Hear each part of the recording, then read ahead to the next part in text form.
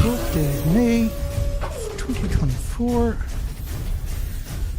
I'm going to be your host tonight. I'm Dana Durnford. Hope you're all doing well on this Sunday. You can call in at 709-589-4406. All the hotlines are open currently. Welcome, everybody. Hope you had a good weekend. If that's possible after the nuclear industry's 80-year assault upon humanity and the 8 million species.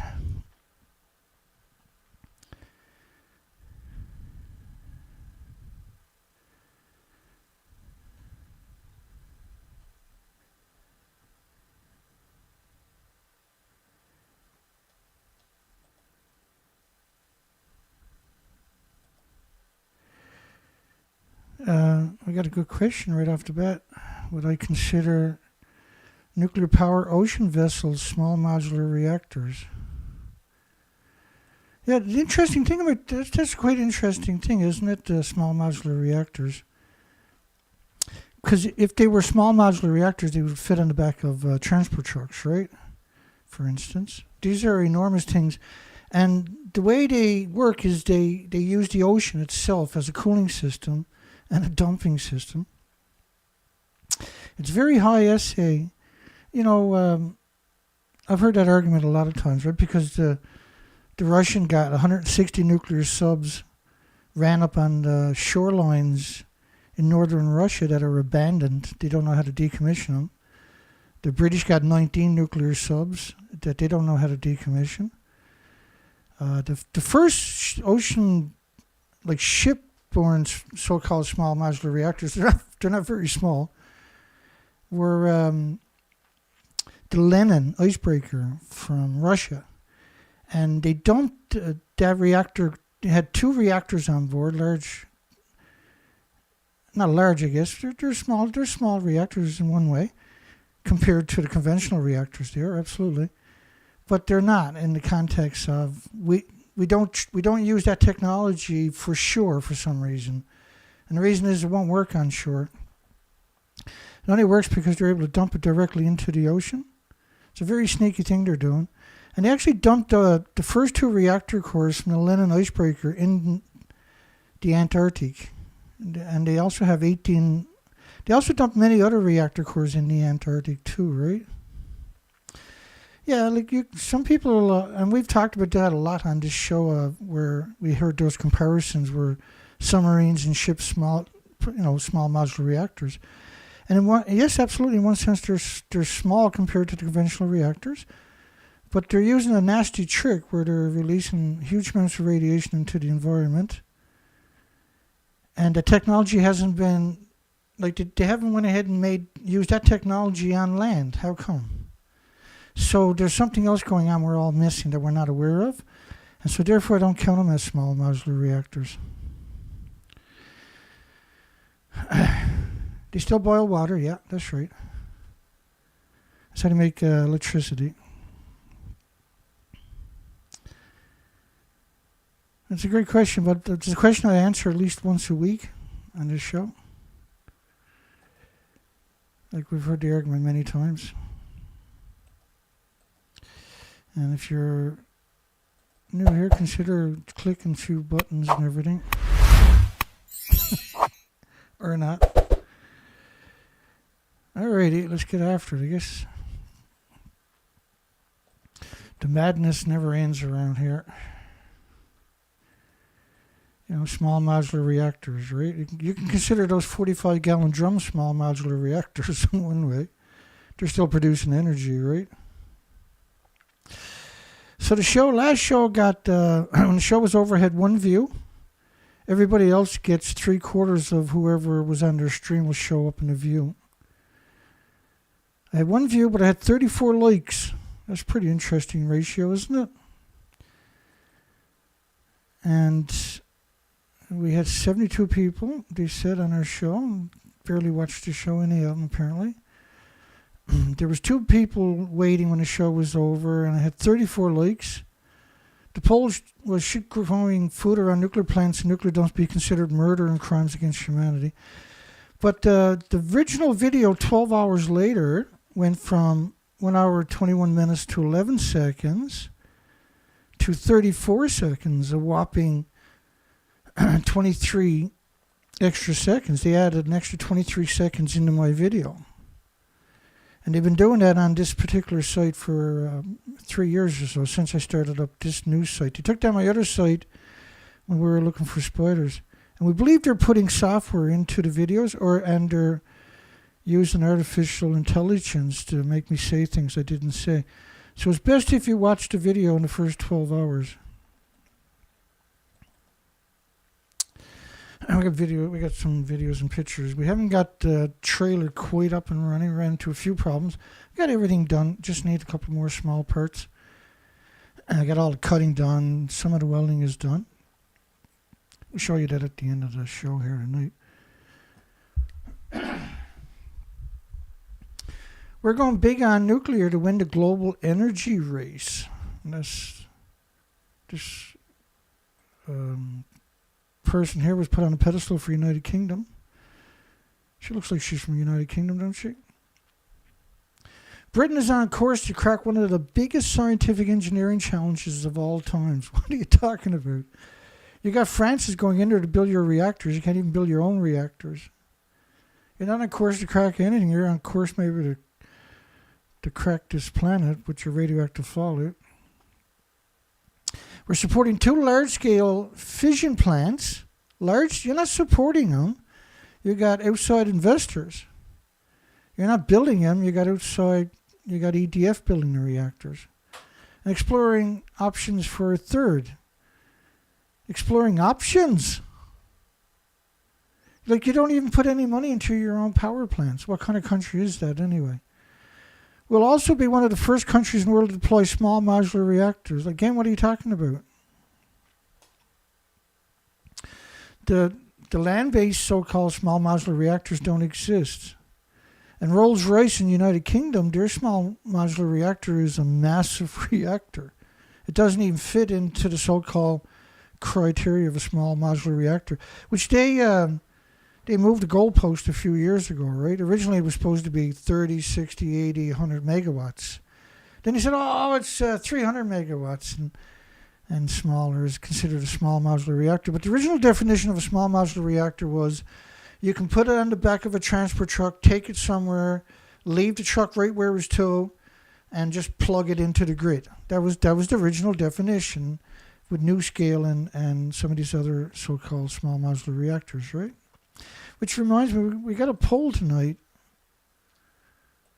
asking, is UK promoting nuclear fusion and small modular reactors that do not exist? They don't exist on land, rather than geothermal that exists inexcusable.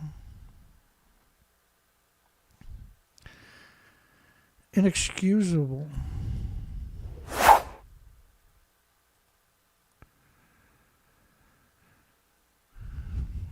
New factory-built plants with aims to drive down the cost of people's bills.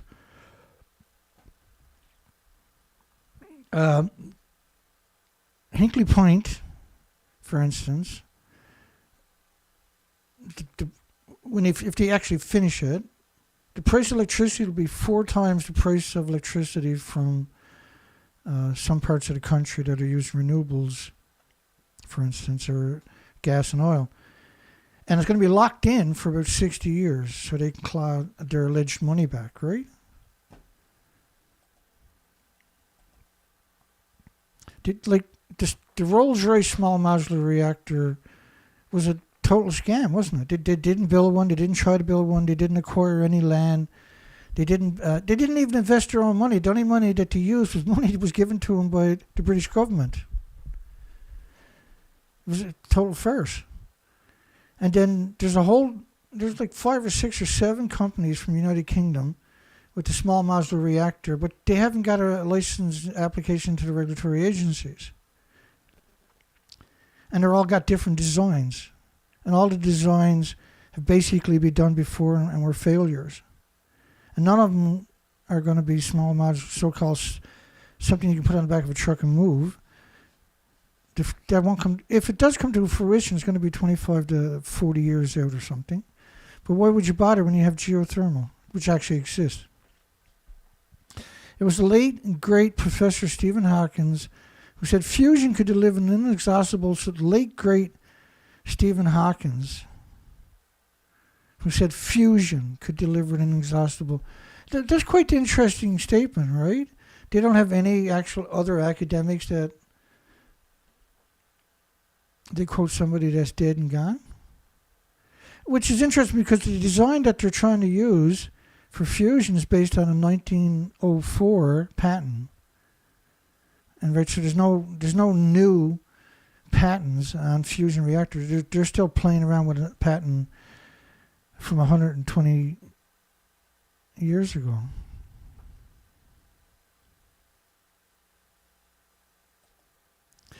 Claims of a double-headed shrimp caught in the Gulf.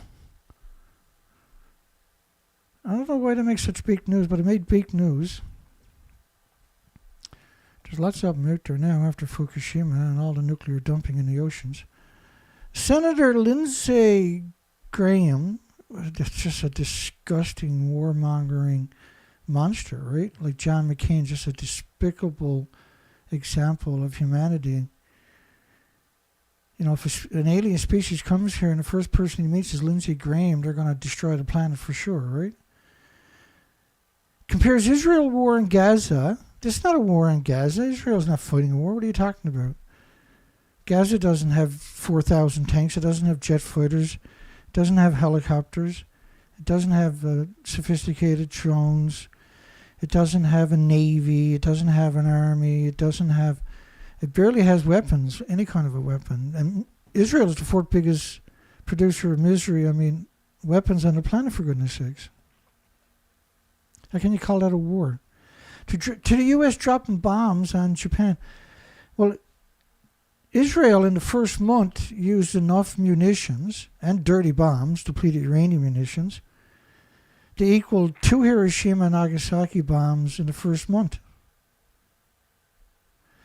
The so-called missiles that were shot out of Palestine by Hamas, which was put in there by Israel so they can demonize Palestine for decades, barely done any damage in Israel.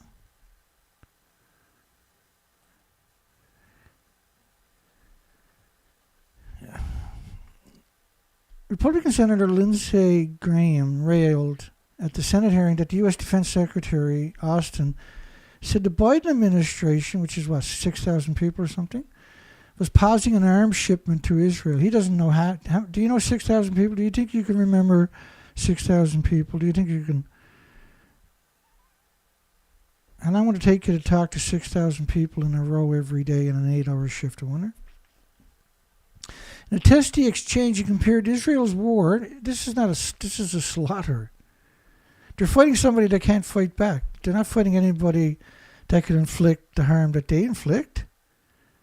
And there's nowhere in Israel that looks like Gaza. Gaza is completely flattened.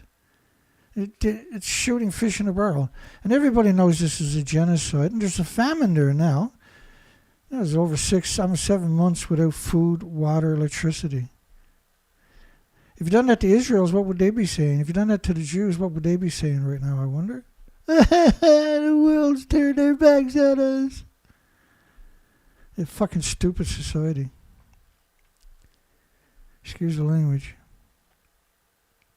A heartless society, isn't it? It's a revolting society. They're vicious. They think they're justified in killing the women and the children because that's what they're killing.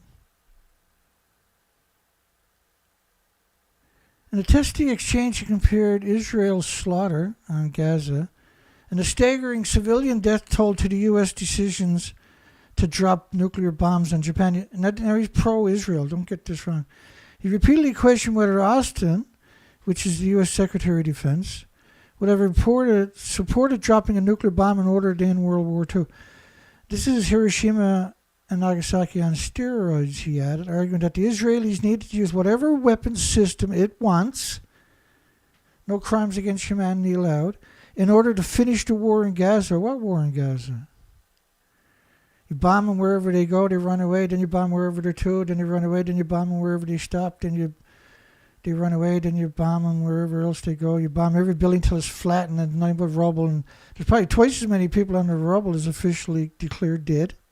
All women and children, of course. Everybody around them wants to kill the Jews. The Jews want to kill everybody there is more like it, isn't it?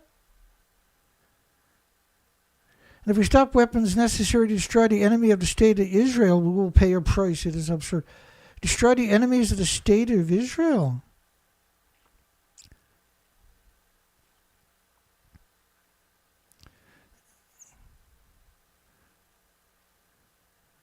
Like, it's hard to believe he's actually has any redeeming, like he's partly human, isn't it? It's hard to comprehend how anybody can look away. EDF gains approval for startup of Flameville 3 nuclear plants. Britain's not having a nuclear renaissance. EDF is not having a nuclear renaissance either. What are they, 14 years behind schedule or something? Why is it surrounded by farms, I wonder? Why would you surround these places by farms?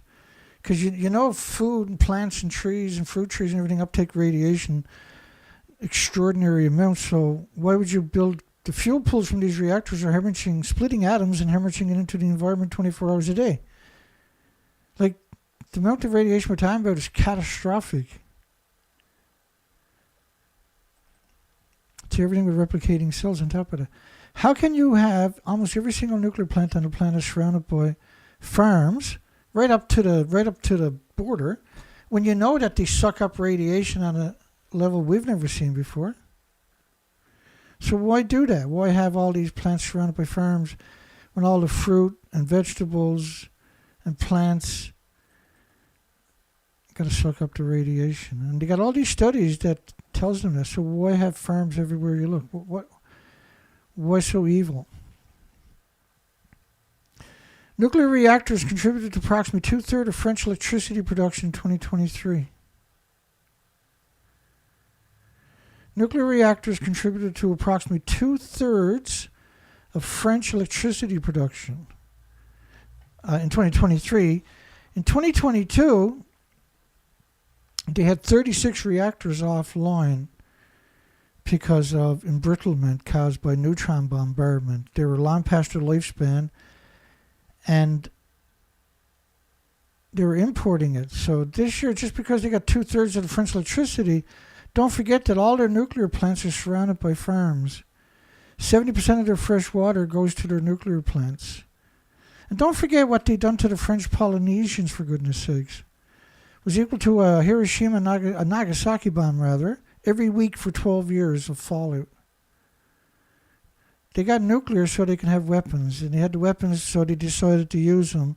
They used them on the people like the Israelis that can't fight back. Despite the approval, France's government, the EDF, will be required to replace the reactor vessels capped during the first refueling outage, which weighs, 300,000 pounds or something of precious metals. And so the only reason they're replacing it is because there's probably an embrittlement problem with it when it was baked in the Hitachi's manufacturing process. These are high-pressure reactors. You probably shouldn't be using it in the first place. It began in 2007, had seen its budget excluding the financing cost, increased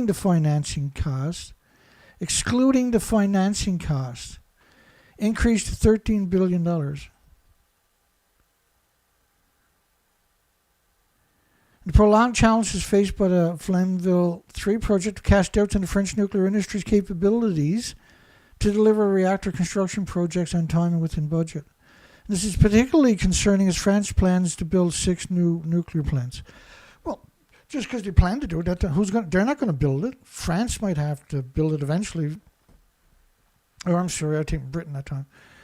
France doesn't have the manpower to build the reactors they currently got that they're building in other countries, right?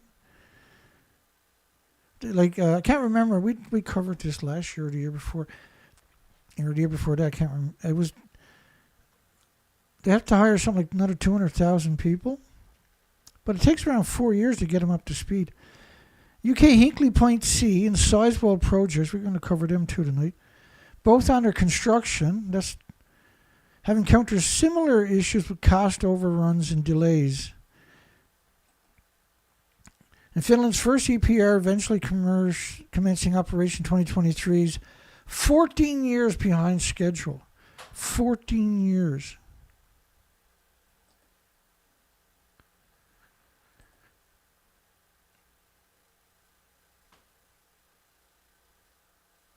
And so, we went back, we already covered it. The project began in 2007. Right? And so that statement there, 14 years beyond schedule, should have been up there, right? No, they put it at the very bottom of the story. And they always do that, eh? You got to read every sentence in that story in order to understand the lies that they're trying to tell you. Sizewell C granted nuclear site license. Oh, wow, yay. Congratulations, stupid. Why are these places surrounded by farms? Anybody want to venture to guess? That's a rendition of the site, right? But the farms are not. That's real. So why are they surrounded by farms all the way up when they know that the farms is going to suck up the radiation? So why do that?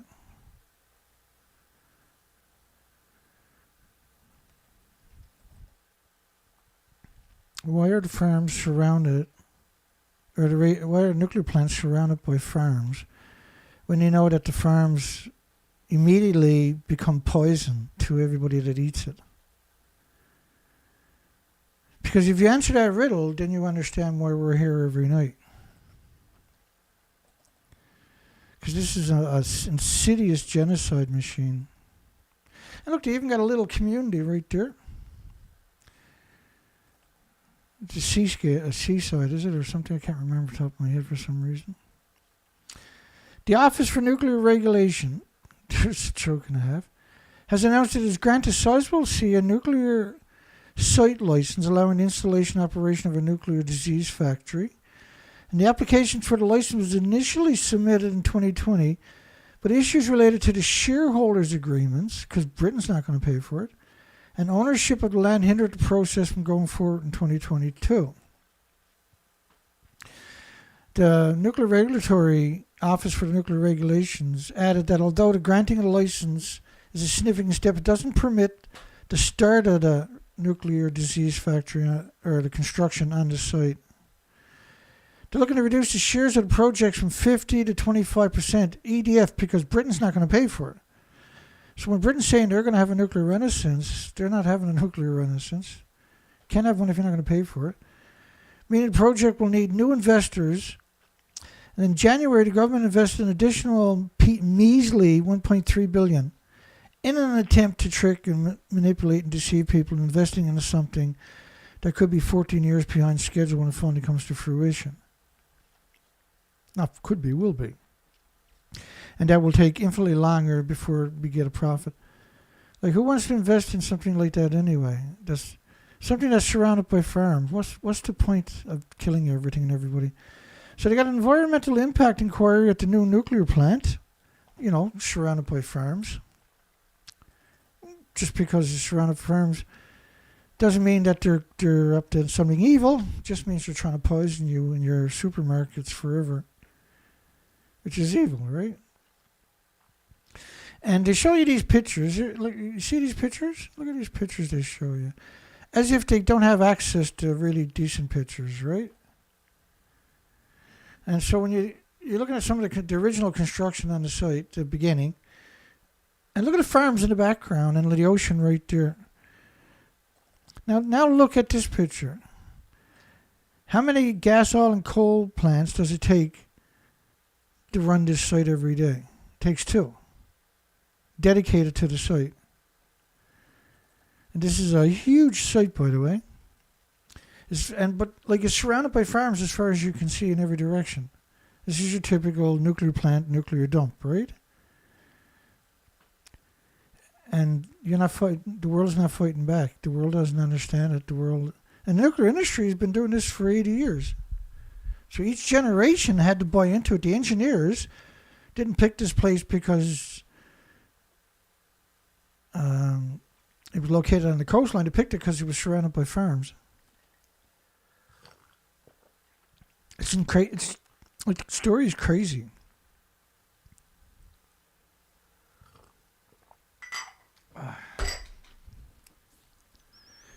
The story is crazy. Around 11,000 victims are currently working at the Hinkley Point construction site, Hinkley Point C, in Somerset, and it's expected to rise to 12,000. Still not going to finish any quicker. It's just going to come in more expensive, right? I don't even know what that is, so don't ask me. I forget. Missouri claims that the new nature reserves will cost, $50 million to deliver, arguing that the acoustic fish deterrent was essential to preventing damage to Severn estuaries.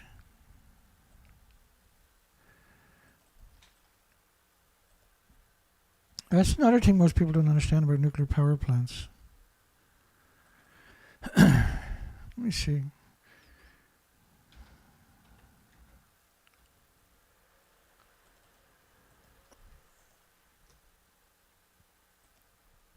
Let's look at the American nuclear plant, Indian Point, which is a lot smaller than the ones they're building. So the ones they're building are going to do much more damage than what we're going to see here. You can go read it yourself. This is Indian Point. It's closed down now. One of Indian Point's reactors, meanwhile, sit atop the fault line. The aging plants have a devastating impact on the surrounding fish populations. An environmental analyst in the two states have found that these facilities kill more than 17 billion adult fish each year. 17 billion in New York and another 9 billion in New Jersey. So 26 billion fish a year. 26 billion fish, actual fish. The National Marine Fisheries Service has found that the once-through cooling systems are vacuuming up trillions of newly hatched fish and destroying them in their heat exchangers. This is not all of it, by the way. And there's strong evidence that the decline in fish stocks along the entire northeast Atlantic seaboard is due more to the destruction of baby fish than to overfishing of adults by commercial fleets. Now, the Indian Point on the Hudson River sucks in 2.5 billion gallons of water each day and kills about 2 billion juvenile and mature fish a year in the screens or in the thermal plume. 2 billion, so you got 2 billion juvenile, you got trillions of babies, you got 26 billion adults each year. But they also estimate that more than 300 billion baby fish, small fries, are killed each year when they are sucked into the 40-foot wide intake pipes. But that's not fresh water, right? So when it's sucking in salt water, each glass has 1 billion creatures in it. Right? 75 to 100 million of them are the phytoplankton. The base is the food chain, the base is the oxygen chain, the base is the carbon sequestering chain. And the rest of them are the eggs and larvae and small fries and the soup of life itself per glass of water. And so each reactor needs at least 4,500 tons, 1 million gallons every minute, which is 16 million glasses. So 16 million billion creatures every minute in each reactor. On top of this stuff that is killing. You tell me these are not genocide machines. And they're also surrounded by farms, and all the radioactive fallout from the fuel pools are destroying the health of everybody with heart, liver, lung, respiratory, pituitary, thyroid, adrenaline. Fusion reactors could create ingredients for nuclear weapons in weeks. That's reassuring. Thank goodness they'll never get fusion reactors. They're always 50 years away, right? And if you took the enormous amount of money every year, there's 20 new companies in the last couple of years that fired up, and they're all looking for handouts and investments. And they need billions, each one of them, to make it through a year. And you need all the precious resources and metals we got on the planet. They use up all the horsepower at the universities, computers, and everything else. This industry would be happy if we would all die and only they are left. They would then go to geothermal, probably. Geothermal energy storage industry research. 2024 to 2032 is a $15 billion market fueled by concentrated solar power integration. Geothermal.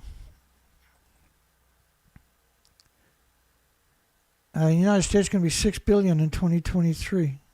Geothermal energy storage market.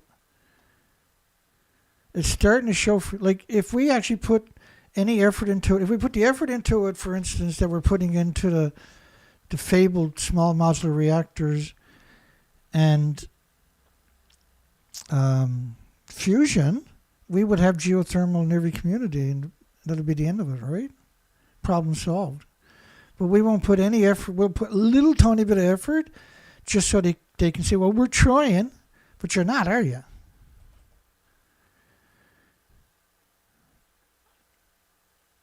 And the market is projected to reach US $15 billion by 2032, which is pittance compared to what it should be.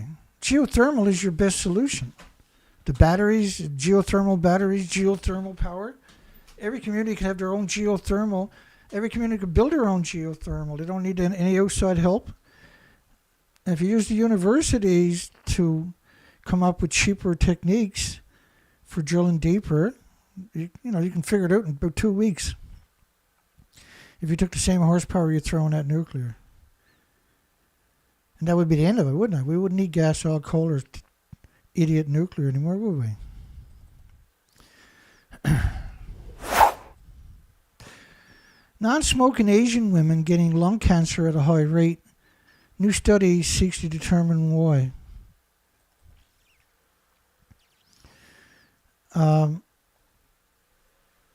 Like plutonium will give you lung cancer, for instance.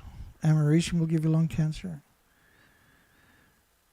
This is Asian food, right? Japanese food was the breadbasket of the Asian countries. This is very close to the reactors that have melted down in Japan and covered the whole planet with a death plume. But they're actually still harvesting food right alongside of the millions of one-ton bags of radiation they picked up in the nuclear wasteland. So the Asians are going to covet that particular food, not understanding that particular attribute. Adding table salt to your food may increase stomach cancer risk by 40%. Yeah, sea salt. Research published in the journal Gastric Cancer looks at data for more than 500,000 people from the United Kingdom. Oh, United Kingdom!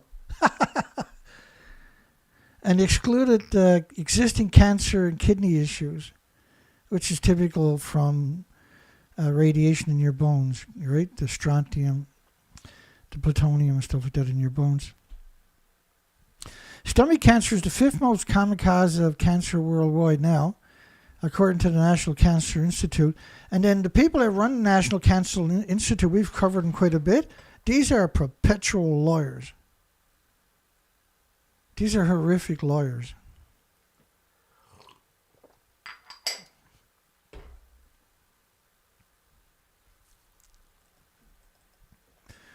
It is more common in countries in Eastern Asia, Eastern Europe, South and Central America than in the United States and other Western countries, which happens to be where they're shipping a lot of the radioactive food from the nuclear wastelands. But there's another thing about United Kingdom. United Kingdom actually closed 9,432 farms in Ireland, Scotland, and the United Kingdom because of Chernobyl. Which means they should have abandoned Ireland, Scotland, and United Kingdom. The radiation doesn't just seek out the farms.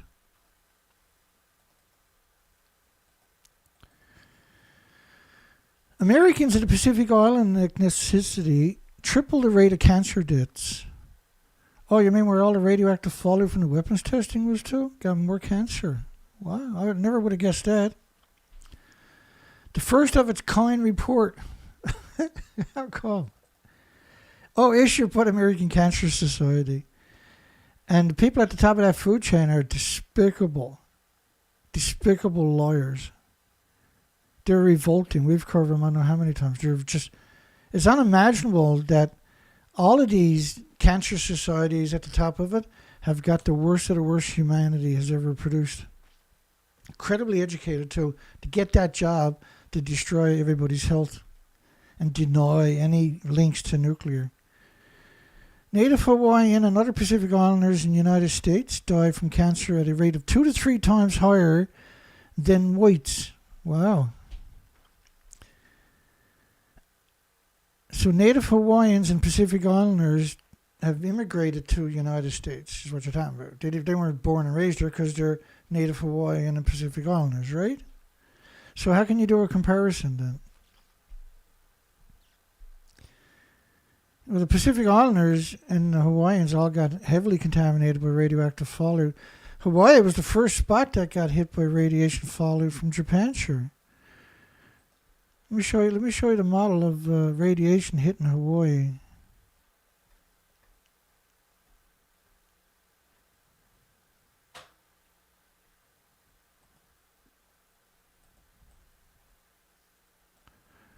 Just hang on one second there. Because I got a model of the CC-137s that really tells the story.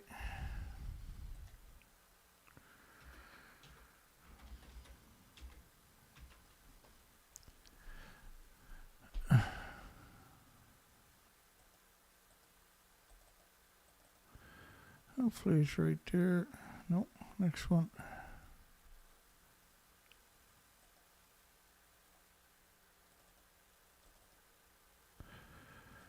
One more try. It's interesting, I got so many folders, eh?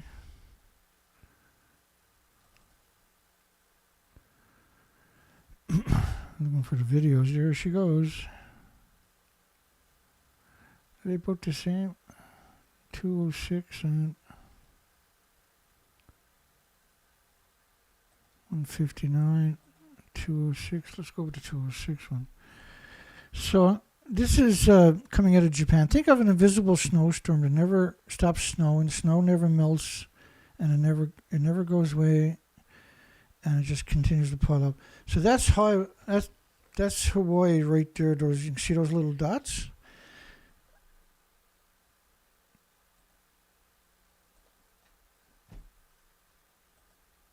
And watch how the plume splits when it hits Hawaii. See how the plume is splitting? Look at that. And watch when that first part of the plume passes past it. You can see it splitting though. But look at the trailing. Now watch it come in again. Hawaii got hammered with huge radiation. But that would have been true. You would have got the same models. So if that was Hiroshima and Nagasaki, that same plume would exist. And all nuclear power plants are creating these same plumes too, by the way, but not the inventories, right? Because Fukushima, you had 4 reactors and 8 fuel pools, probably equal to 4,000 Chernobyls melting down, because Fukushima was pure uranium plutonium, and reactor 3 at Fukushima Daiichi was a plutonium mixed oxide fuel reactor, which on its own is unbelievable. And the radioactive fallout, by the way, is 2 billion times, according to the American government, 2 billion times more toxic than industrial poison.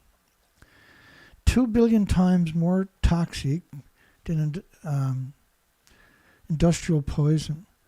But the plutonium mixed oxide fuel is 2 billion times more toxic than industrial poison. So then why are they growing food right alongside of the 1-ton bags of radiation in Japan is the next question you need to ask yourself. So why are you doing a comparison to the whites, I wonder? Because the whites didn't live in Hawaii and they didn't live in the Pacific Islands, right? So like they're trying to confuse you by using a statement like that.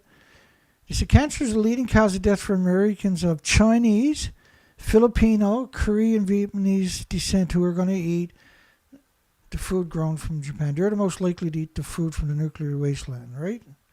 How many people do you know that go out and buy mostly Asian food? You know, the Chinese, the Filipinos, the Koreans, the Vietnamese, the Hawaiians maybe, but certainly the Pacific Islanders. have all been exposed heavily to radiation and radioactive food. Cancer is the second leading cause of death overall in the United States beyond heart disease. Well, that's because they had almost 100 reactors and all of them were surrounded by farms. And their dumps were all surrounded by farms.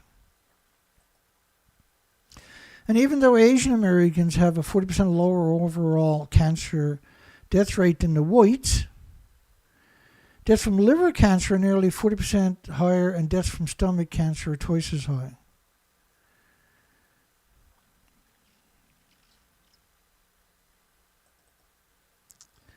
Because of their food, they're eating radioactive food from nuclear wasteland.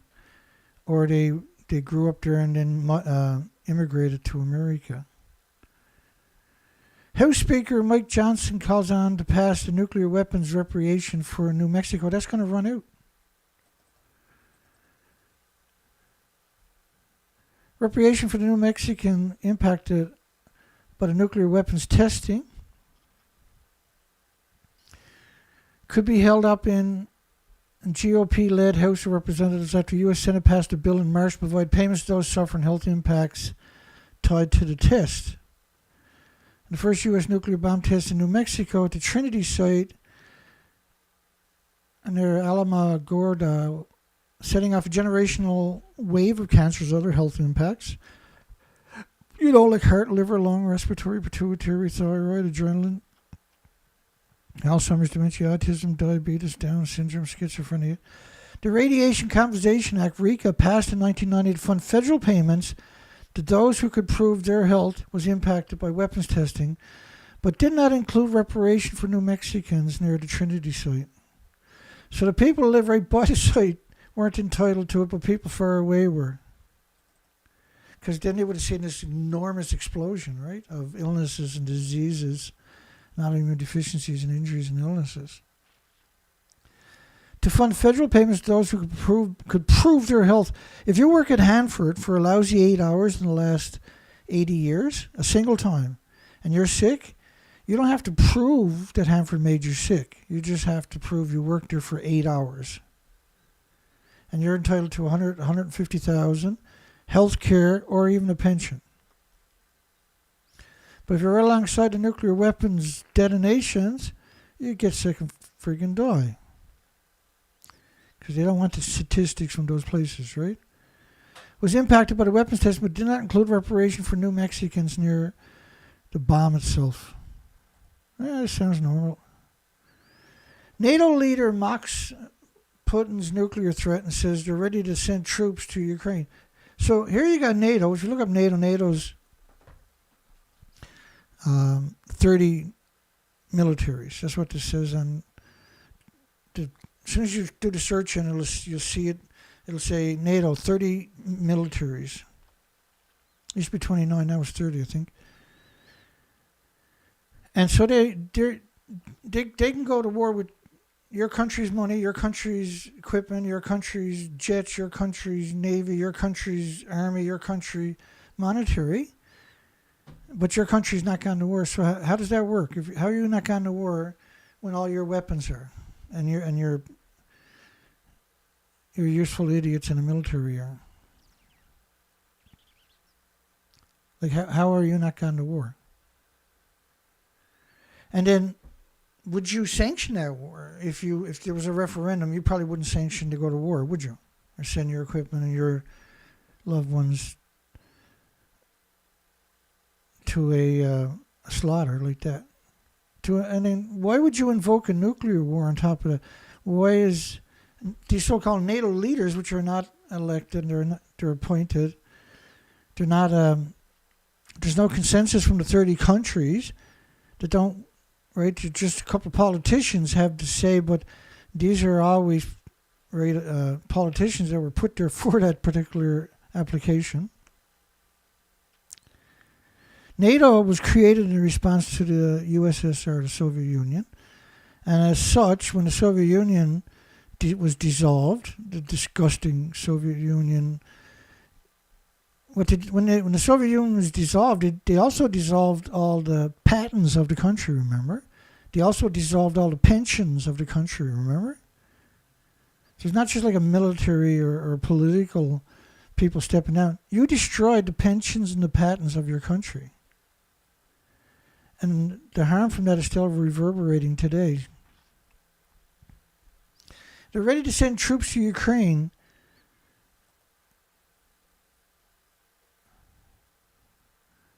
NATO leaders mock the nuclear threat.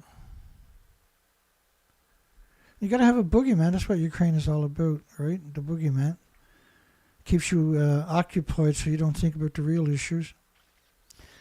Downwinders see themselves in a new Trinity documentary. So you got a bunch of the victims together. They're not down. Everybody's a downwinder. Let me play this again for you. So, which part of the planet is not a downwinder? Because this just keeps spreading till the whole planet is eventually covered in radioactive fallout, right? That's the CC-137 airborne. So here's France's model. So this model is based on 16 days after the third reactor detonated. So name somebody that's not a downwinder. Why are we talking about downwinders when the whole planet is covered in radioactive fallout? If that model continues for another 10 days, and it does, of course, the whole planet is one great big continuous plume, and the plume never stops coming out. So why would you use or invoke the words downwinder?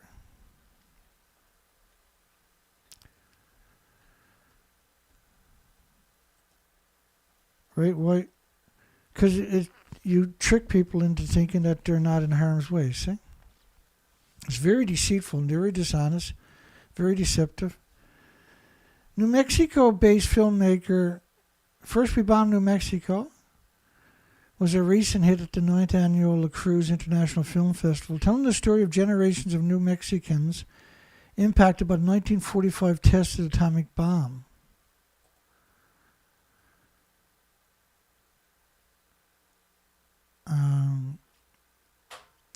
Follows the recent sweep of the Academy of the Motion Pictures Arts and Sciences Awards by Christopher Nolan's Oppenheimer. They made over $1 billion on that, right? Took home 7 Oscars and the best motion pictures of the year, really. But a major portion of the story was left untold. Well, like this model, area crossed by each line you're seeing was a nuclear test fallout. And of course, this is an old model, right? 1951, 1962. But when you actually look at the way it actually disperses, the whole planet gets covered in radioactive fallout. It's not just America. It's pretty heartbreaking that this industry, and the reason it's so evil is because it's never been held accountable. It has no incentive not to be evil, right?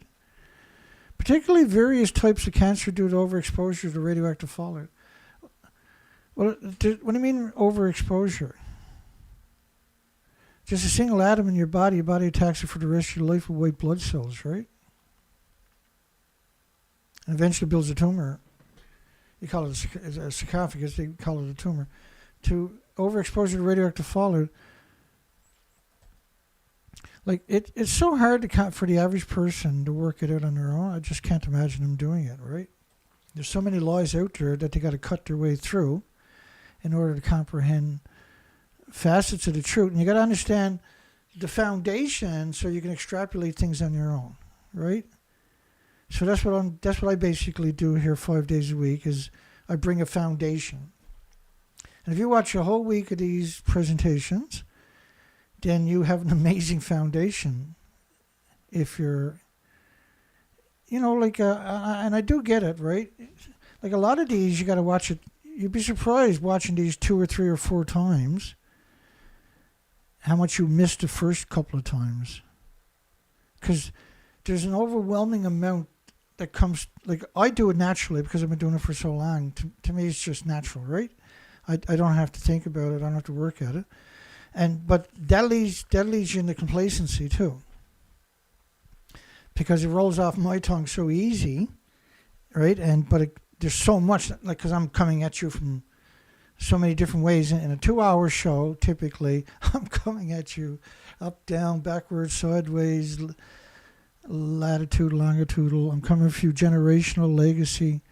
I'm coming at you from your supermarkets, the many different ways, your fresh water, in the hopes that the world will make it, come to its senses and have a conversation. And what we really need, we need a foundation to back me up so I can go full tilt, so I can have a team and we can bring the whole show 7 days a week with a whole different perspective, right? And I got to admit that what I'm doing is pretty effective for those who manage to find me, but I'm censored beyond any kind of comprehension for the average person. This is a Neptunian 239 dispersal from Japan. It's only based on venting, by the way. It's based on 20 days of emissions, and it's not based on the actual inventories, it's the melted reactors. It's based on venting that they couldn't do because 1,200 miles of the coastline was washed away. There was no infrastructure, right? But this is on March 13th, and this showed up in a Fukushima search, news cycle search, yesterday I think it was, no, the day before. And I don't know why it showed up, but it showed up, and so, me, I'm going to read the story, and if I find any lies, then I'm going to try to cover the story, and guess what we're doing? We're going to cover the story. So this was March the 13th, 2011.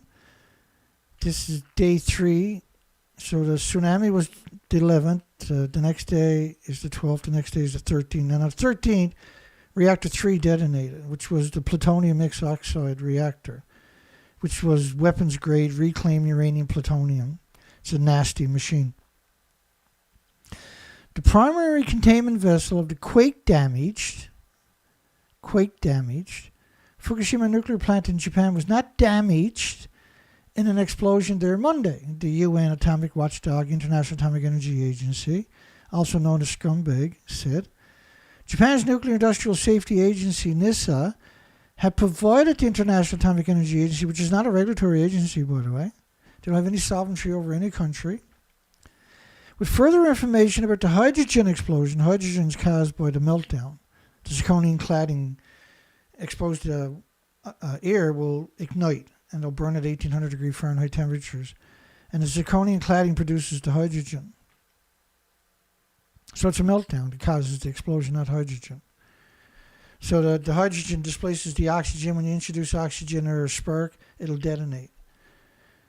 That occurred today at the Unit 3 reactor, Fukushima Daiichi Nuclear Power Plant. The International Atomic Energy Agency said in a statement. So that was the 13th, obviously, even though it doesn't say the 13th in the date, they're alluding that this is the 13th. The reactor building exploded, but the primary containment vessel was not damaged. Oh, that's pretty cool. Except it's not. So the explosion at the Fukushima Unit 3 drove the nuclear fuel out of the storage pool and scattered it up to 2 miles away. The medical ecological consequences of Fukushima nuclear accident, the scumbag Helen Caldicott Foundation, the degenerate Helen Caldicott. Why would they put her name on the story when she denies Reactor 3 and Reactor 4 melted down? Let me play a clip of Helen, actually, now that we're talking about it. It's been a few days or weeks, I think, since we played a clip of a monster known as Helen Caldicott, one of the biggest nuclear activists on the planet. One of the worst humans you'll ever come across. I'll explain it to you. Hang on. Here's Helen. She was doing a radio interview, and that was the red and blue square at the top of the picture. That's the original. Now, I put these pictures there. Now, the author's going to ask her, does it look like this, or does it look like that? Now, remember, she wrote 14 anti-nuclear books, and she buddies up with Ernie Gunnarsson, who also says it didn't melt down. Oh, Get me out of here. Let's listen to that very quick. I'll adjust the volume. Let me ask you this. You've said that if the spent fuel pool in number 4 collapses, that you would evacuate your family from Boston. Do you think we would ever know the truth of what's going on there? And the reason I ask is because we've seen coverage in the national news media here in the United States from ABC News and others that take video cameras in, saying that they're being given exclusive access to number 4 in the removal of the fuel rods, which is said to have begun. And what we see in the video being shared here in America is a pristine interior building. It doesn't look like a building in which the top blew off in a hydrogen explosion. The Japanese are very tidy people, and they have, by robot control and by human beings, removed the debris from the top of Building 4, and it does look pristine. Ha ha! Very tidy people. Japanese are very tidy people, so therefore they can fix nuclear meltdowns. Unlike me or you, we're not tidy people. Obviously, we can't do it. It's the craziest statement imaginable. The building still looks like that underneath the cover they put over it. It can't look like that. It simply doesn't work that way. It's a nuclear meltdown. Helen. Here's reactor 3 explosion, by the way. Here goes the fuel pool in the reactor core. Up, up, up. Here comes the fuel pool in the reactor core. Down, down, down. So here's what it looked like after. Does anybody really think that the fuel pool and reactor core at the top of the building? Sorry.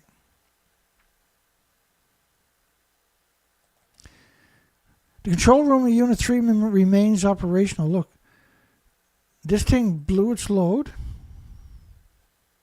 of reactor cores. There's around 8 reactor cores at the top of the buildings. There's 8 reactor cores going straight up and coming back down. Your control room is right alongside of it, right? You aren't the control room. You're not going into the control room. Lethal doses everywhere. And the reality of it is, it was a 190-foot building, 19-story, 65-meter building. There's nothing left. The reactor cores and the fuel pools at the top of the building. Correct me if I'm wrong, but the top of the building is gone. An explosion shook the Fukushima nuclear disease factory Monday, injuring 6 people. Now, the official says the reactor container was not breached and there was no major risk or rise in radiation, and that the blast was caused by a buildup of hydrogen in the building around the number 3 reactor. They felt the explosion 25 miles away, but there was no release outside of the reactor and the fuel pools and the reactor cores. And this is slow motion, by the way. I'm going to speed it up a little bit for you, actually. Let me speed it up. Let me do it again. Let's speed it up 50%. Does that look more realistic? Yeah, that looks pretty realistic, doesn't it? Let's try, out of curiosity, at 200%. Let's try that again. 200% of what that video was. Does this look more realistic? I say, let me go back to the 150%. Let's try 75%, just to be safe, since we covered all the bases. This is 75% of that speed. We know it was slow, right? Yeah, that's too slow. Yeah, that doesn't look right at all. So 150%. That's the reactor cores and the fuel pools falling back down all over this massive site. There's no going back there. There's no nuclear scientists going back there. There's no nuclear companies. Jacobs is not there. They didn't send employees from the 54 other nuclear plants there to help out, I noticed. A similar explosion hit number 1 reactor on Saturday, the day after the earthquake and tsunami, which was on Friday. Struck a large swath of the country's Pacific coast north of Tokyo. It was 1,200 miles of the coastline, 2,000 square miles of it, the size of Texas out in the Pacific Ocean of debris. Meanwhile, the cooling system number 2 reactor quake damaged Fukushima nuclear plant in Japan had failed too. Well, the number one reactor detonation was the fuel pool detonating. That was spectacular, too. It lost its entire inventories right away. The plant is located 250 kilometers north of Tokyo. And earlier, the International Atomic Energy Agency said that the radiation levels of Fukushima were normal. Yeah, it looks totally normal. No, it wasn't normal. It was all deposited. Radiation dose rate measurements observed at 4 locations around the plant's perimeters over a 16-hour period on the 13th of March were all normal, said the International Atomic Energy Agency. All 4 reactors at Fukushima were automatically shut down on the 11th. They have off-site power and water levels, and all units are stable, the International Atomic Energy Agency said on the 13th. But on the 13th, it blew the reactor core and the fuel pools out of the buildings. And the International Atomic Energy Agency had to know that. They're also saying that nothing got out of these reactors today. They're saying nothing got out. Only 2.2 grams of tritium, but don't worry, it's in 1,000 tanks. That's the official story, right? Is that never even happened now? Which was cooked up by the International Atomic Energy Agency is simply a monster. That's who they actually are. Have off-site power and water levels and all units are stable, said the monsters. Though preparation has been made to do so, there have been no venting to control pressure in any of the plant's units. Well, like when the tsunami ran through the site, it was like everywhere else, right? It just ripped all the infrastructure out, period. So to suggest you're going to be doing any venting or that the water or anything was normal is simply criminal to suggest that. A Unit 1 plant operator has been able to restore a residual heat removal system, really, at Unit 1, which blew up on day 2, on the 12th. So, like, you're not going near the building because it threw the fuel pool all over the site. Let me bring up a quick picture, I suppose. Because can I say so many times, if you don't bring up a picture, then you're... it's hard for the average person, if they've never been here before, to comprehend it.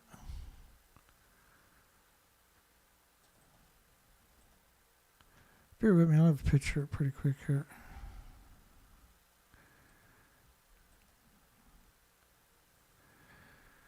Yeah, Unit 1, they covered up the building. That's Unit 1 detonation. There was no radiation, really. That's the fuel pool detonating at the top of the building. The explosion was so quick, straight up, right, like a firecracker. And, like, if you blow the roof off your house, for instance, then think about these buildings that are 190 feet tall, 150 feet wide, 50 meters wide, 65 meters tall, 19-story buildings. And what caused all of, well, let's call it radioactive dust for a second. What caused all of that by blowing the panels, so-called panels off, see? You can't create a plume that big. Because remember, this is a 190-foot tall building right there. Same as this one's 190-foot tall building. So what could create a plume that massive, if not the fuel pool itself? Right, because once you lose power, and they lost power for 1,200 miles of coastline, all the telephone poles were ripped out. I'm not laughing, that's the gallows laugh, right? At the Unit 1 plant, workers at Unit 2 and 4 were working to restore residual heat removal systems, and Unit 3 is in a safe, cold shutdown. So this is what it actually looked like. Let me get rid of the explosion. That's what it actually looked like when they were making that statement. It was in a safe, cold shutdown. So how can you trust the nuclear industry, particularly the International Atomic Energy Agency or the regulatory agencies, or nuclear academics or nuclear scientists ever again when they've never spoken out about this? Like Arnie Gunnarsson and Helen Caldicott were the first ones to come out and say that it was like a crushed pack of cigarettes or something in the fuel pools. This is not a game. They're not lying because it's harmless or innocuous or benign. Right? They're lying because it's catastrophic. By Monday's officials were clearly overwhelmed by the scale of the crisis, with millions of people having spent 3 nights without water, food, or heat in near freezing temperatures. At least 1.4 million households have gone without water since the quake struck, and some 1.9 million households were without electricity. And officials in one devastated town said they're running out of body bags. Just hang on one second.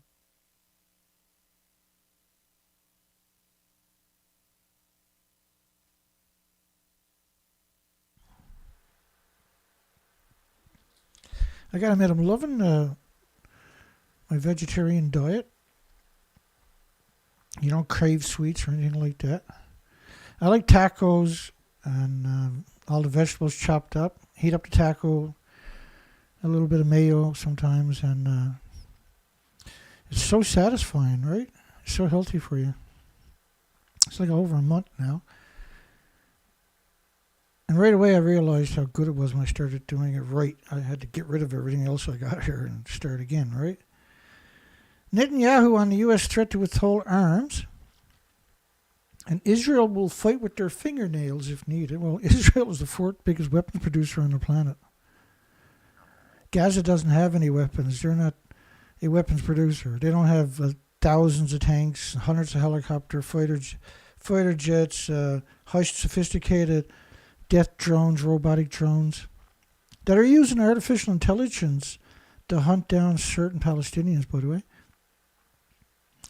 They don't have cluster bombs. Palestinians don't have a navy. They don't have an army.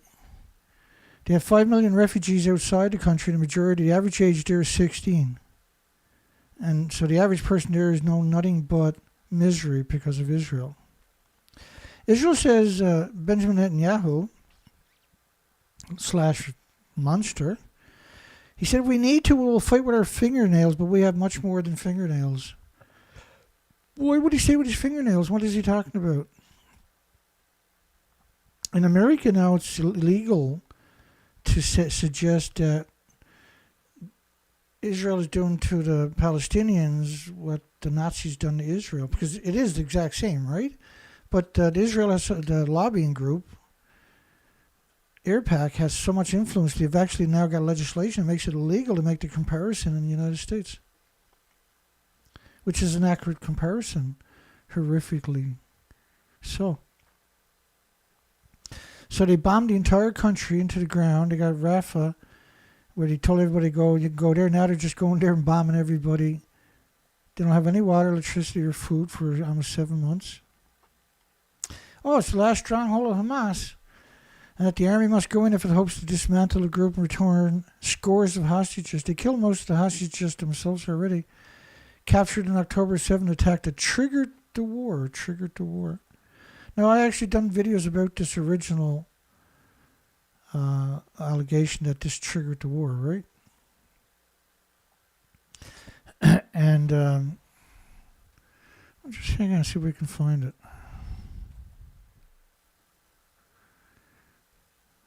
Bear with me 1 second, because I think it's important.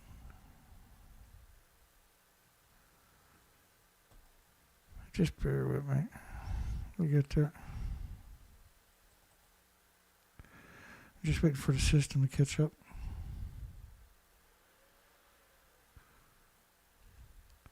Almost there. And the picture changes. Whoop. That means we caught up. Hang on. Okay. Let me go find it. There was an ex-Israeli soldier who's now a journalist who came out on the 7th.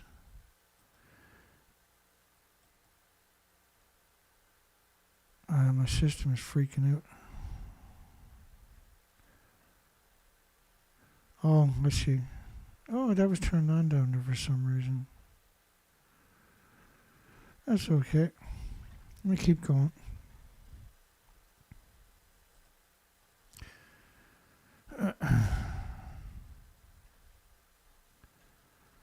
Just give me a moment and I'll find it.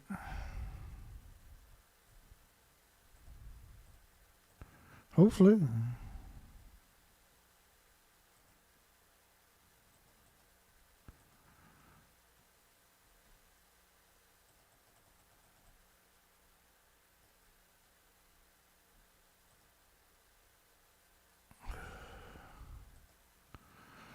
Just waiting.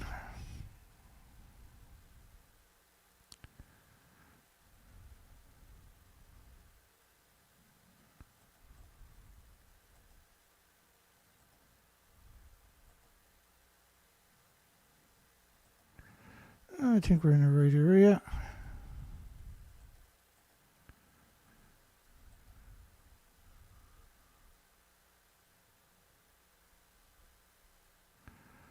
Well, that's definitely one of the ones I'm looking for. Just make sure that's the first one. Okay, let's do that. She's an ex-intelligence agency with the IDF. And she's talking about the failure of the Israeli military. The people of Israel have been, I don't know if sacrifice is too rough of a word, but we have been sold and sold out completely, and no help for hours and hours.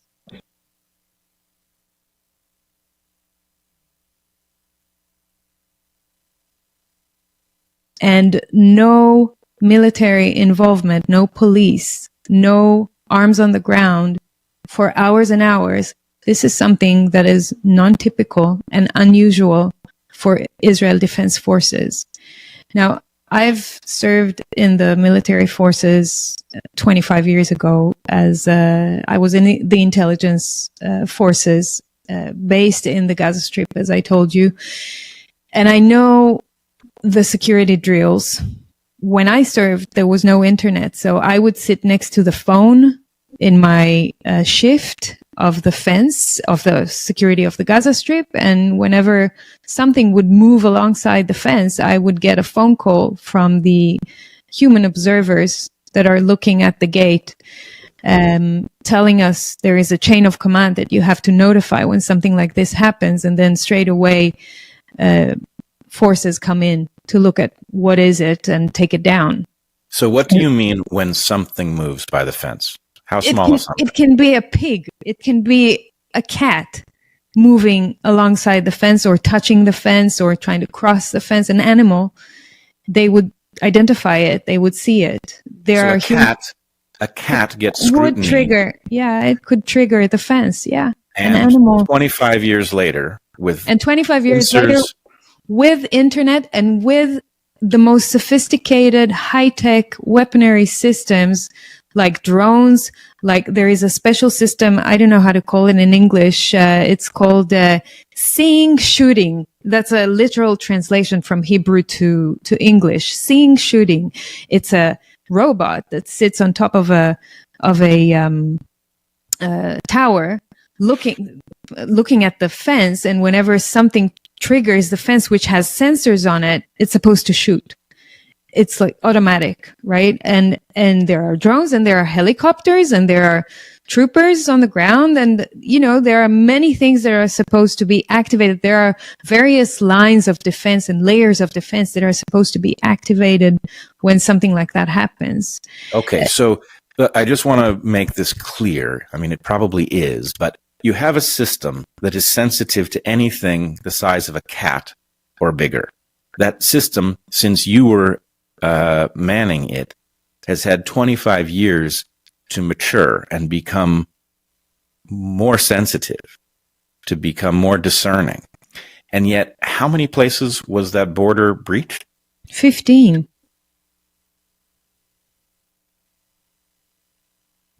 So there's 15 places where the border was breached and there was no one went in and stopped them. So what do you call that anyway? I wonder when that happens.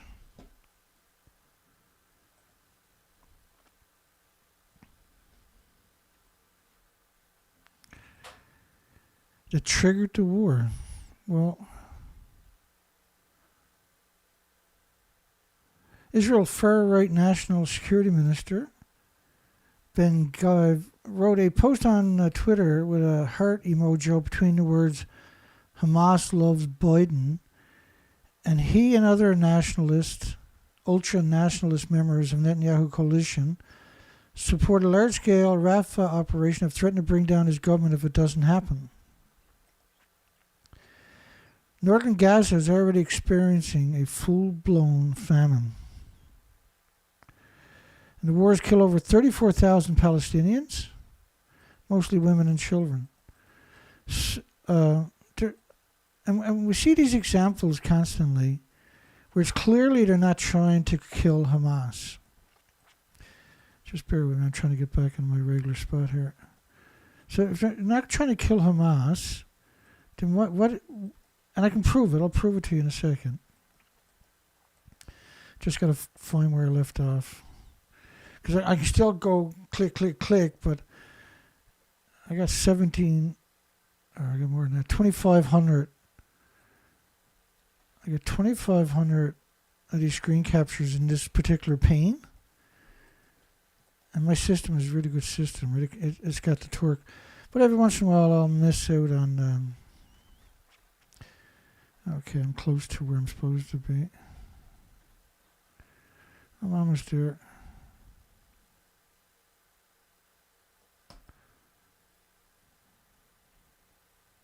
So it's above that.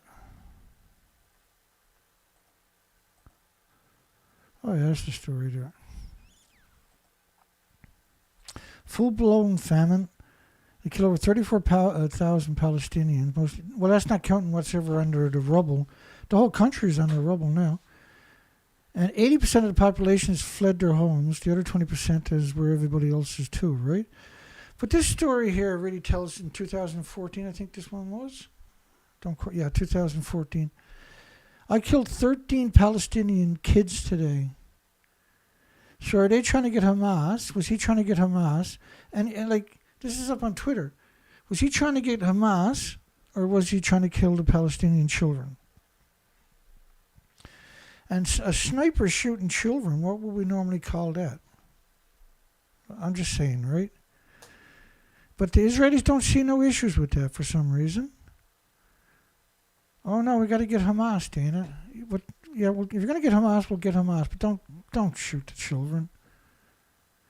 Imagine if there was 13 Israeli children. If this was a Hamas or a Palestinian saying, I shot 13 Hamas or Israeli children, kids today.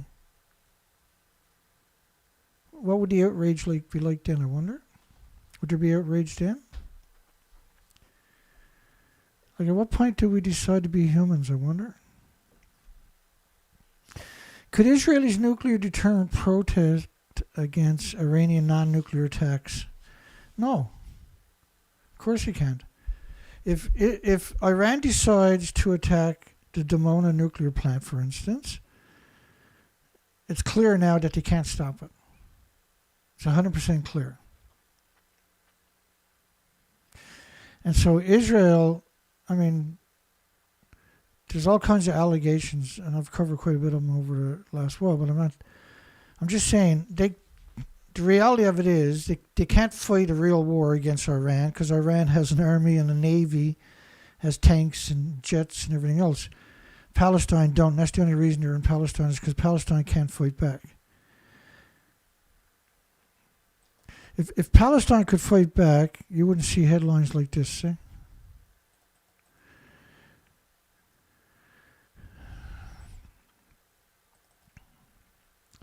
Iranian non-nuclear attacks. So anything to do with nuclear I'm going to typically cover if I find lies, right? Israeli decision makers already understand that keeping Iran's non-nuclear should remain an overriding goal. Well, the only way to do it is to bomb the Iran nuclear power plants. And the only way, like North Korea has proven, to keep the countries from destroying them was to get nukes themselves. Because that's the only thing now that these monsters understand, right? Credible threats of biological warfare and biological terrorism. Well, non-nuclear by definition, biological warfare. Well, nuclear is a biological warfare. Nuclear fallout is biological war. That's how the doctors used to describe it in the 50s because of the insidious effects. It's worse than a biological weapon because it never goes away. Could still produce grievously injuries or non-existential event outcomes for Israel. Israel's the fourth biggest weapon producer on the planet. And they've never fought a war against somebody that can fight back. They can't fight anyway. They got the British, they got the French, and they got the American offshore to defend them. They wouldn't even invade Gaza without that at their fingertips. Because that's what a coward society does, right?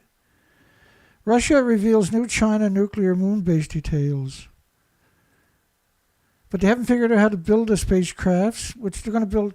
They're looking to use nuclear power rockets to transfer cargo to the moon. And they haven't figured out how to build a nuclear power rockets yet. So why does that headline even exist? Russia reveals a new China nuclear moon base details. The details are, why are you using a nuclear powered rocket? You got tons of rockets, just use a rocket. Why are we talking nuclear? It doesn't make any sense, see? Oh, and they don't even have the rocket. They haven't even figured out how to build a spacecraft anyway. And this is the people you're talking about.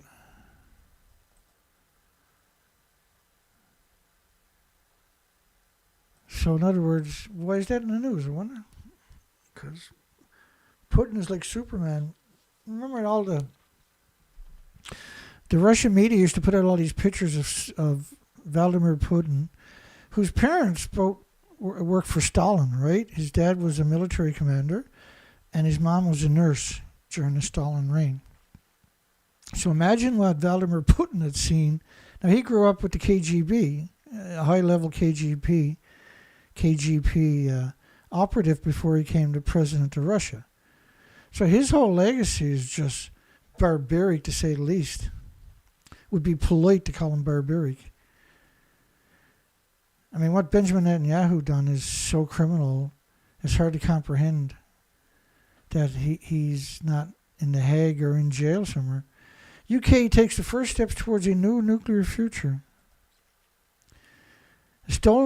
UK has stolen a march on the rest of Europe by becoming the first nation to invest in next generation of nuclear fuel, namely the high-assay, low-enriched uranium, the HALO.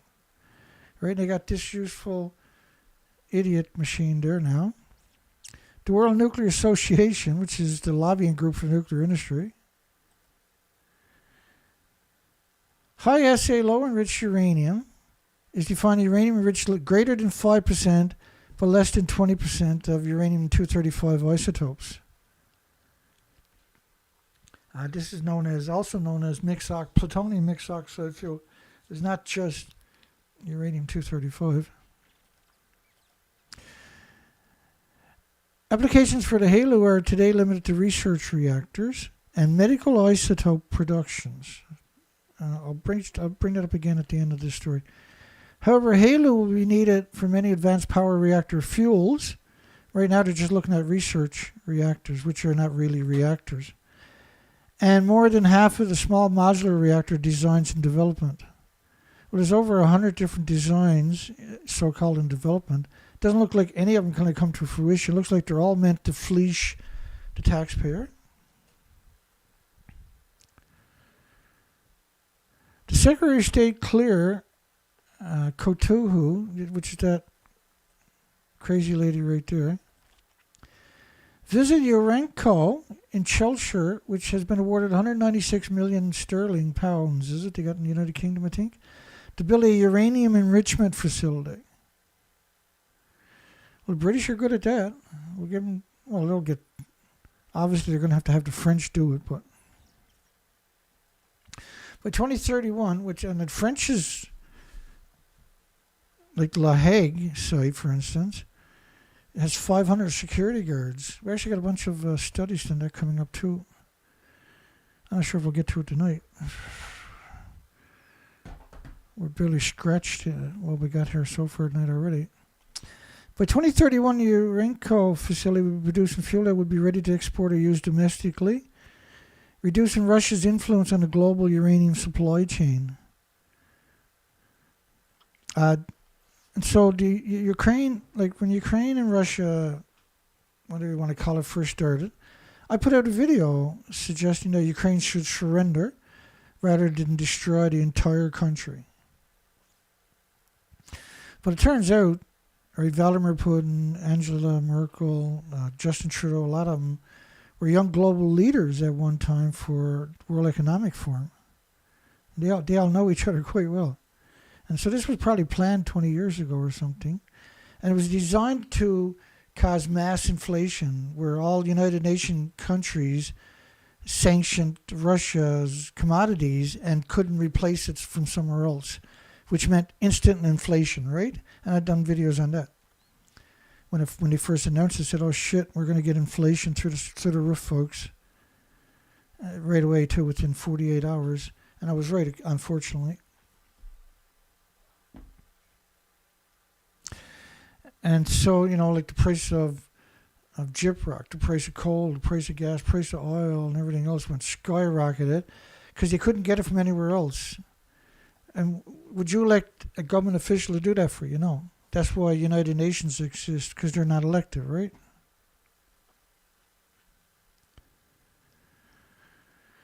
They can produce up to 10 tons of HALEU per year, where fabricated into fuel could contain as much energy as over 1 million tons of coal. But that's simply not true, is it?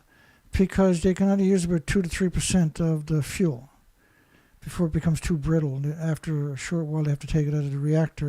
And when you take it out of the reactor and put it into a fuel pool, it's splitting atoms.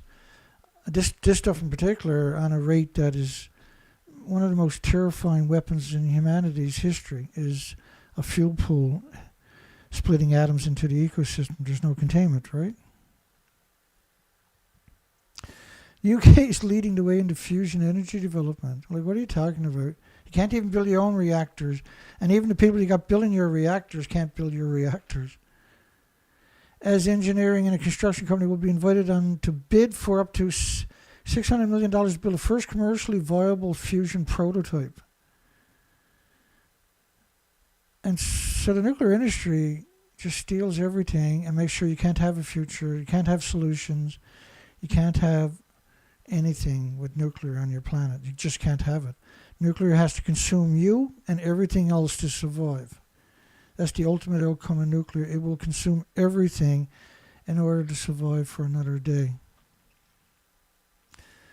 Bob Schmuck, the CEO of Urenco, said, "The responsibility the nuclear industry has to help governments and customers achieve climate change," which is literally the stupidest statement conceivable. That nuclear is climate change. Let me explain that for you. It's not a very hard concept, if you're honest, by the way. There's a couple of ways to explain it.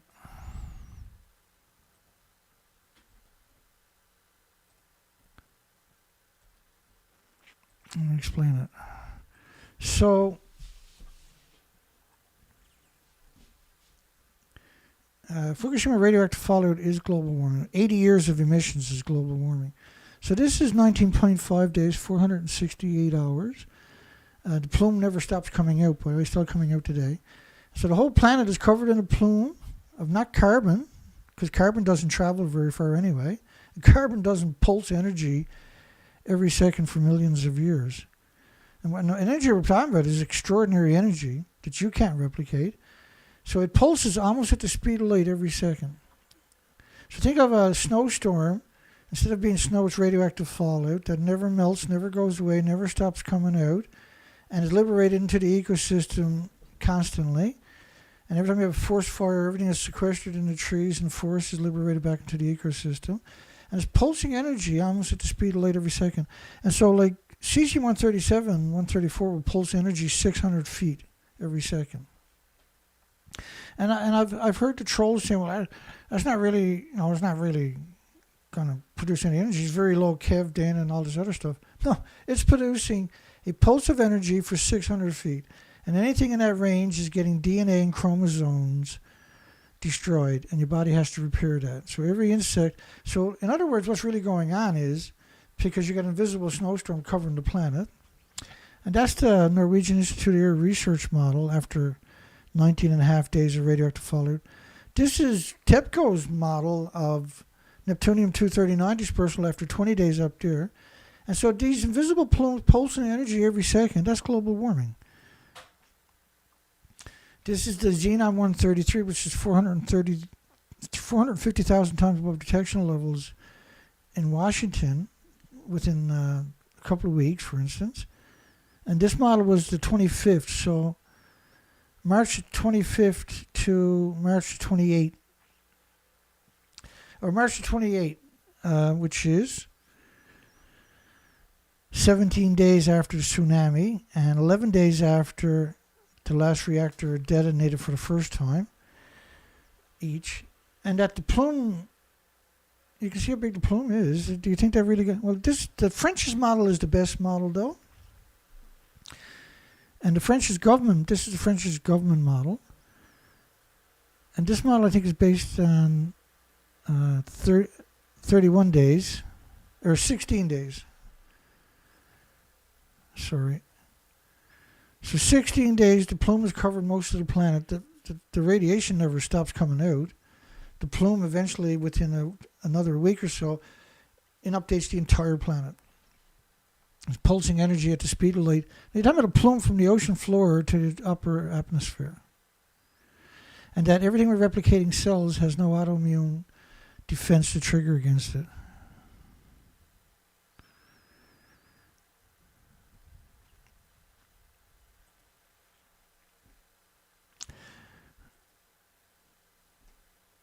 I know I see a comment there. Dana, are the northern lights actually nuclear radiation in the skies?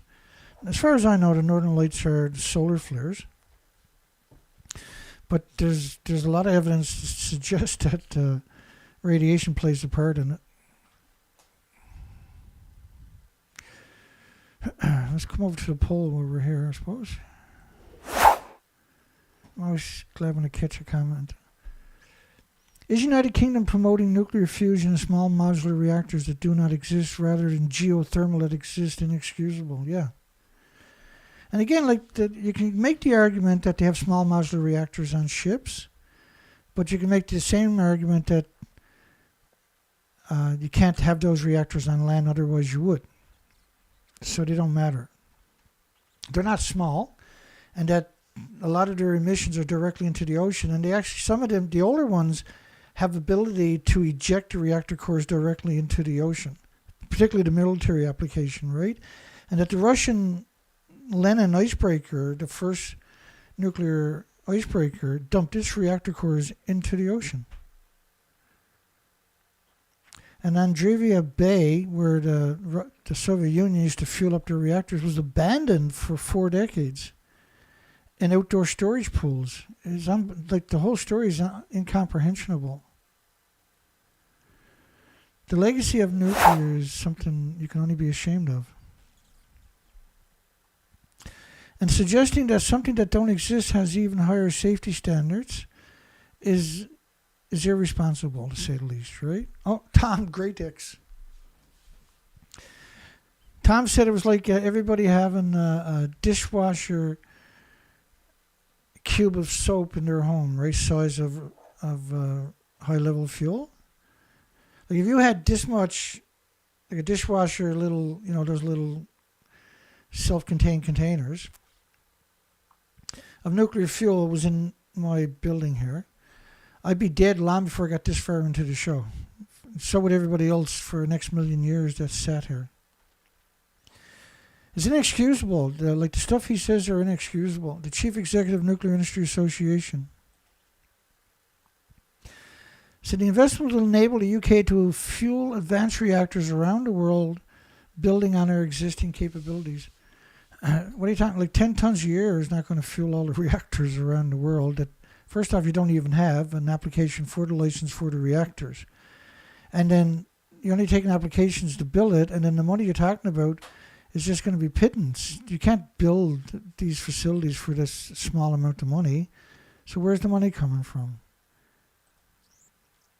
Oh, medical isotope production. And so I got a little cautious warning about medical isotope production. And when they talk about using weapons-grade fuel for medical isotope production, that's meant to lull people into complacency, right? So here's why you don't want to do that to your body. By the way, it's, radiation therapy is considered a silent epidemic. There is no radiation therapy. 97% of the people die from these exposures.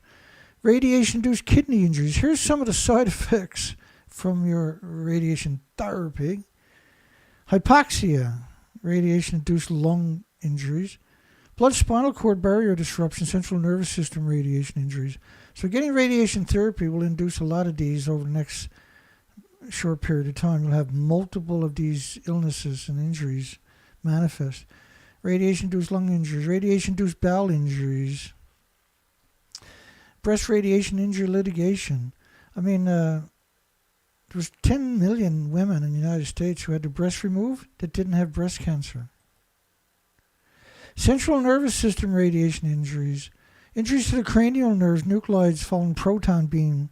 And what do you call it therapy for is the craziest thing. Radiation-induced brain injuries. We got a whole folder just on that stuff, different studies.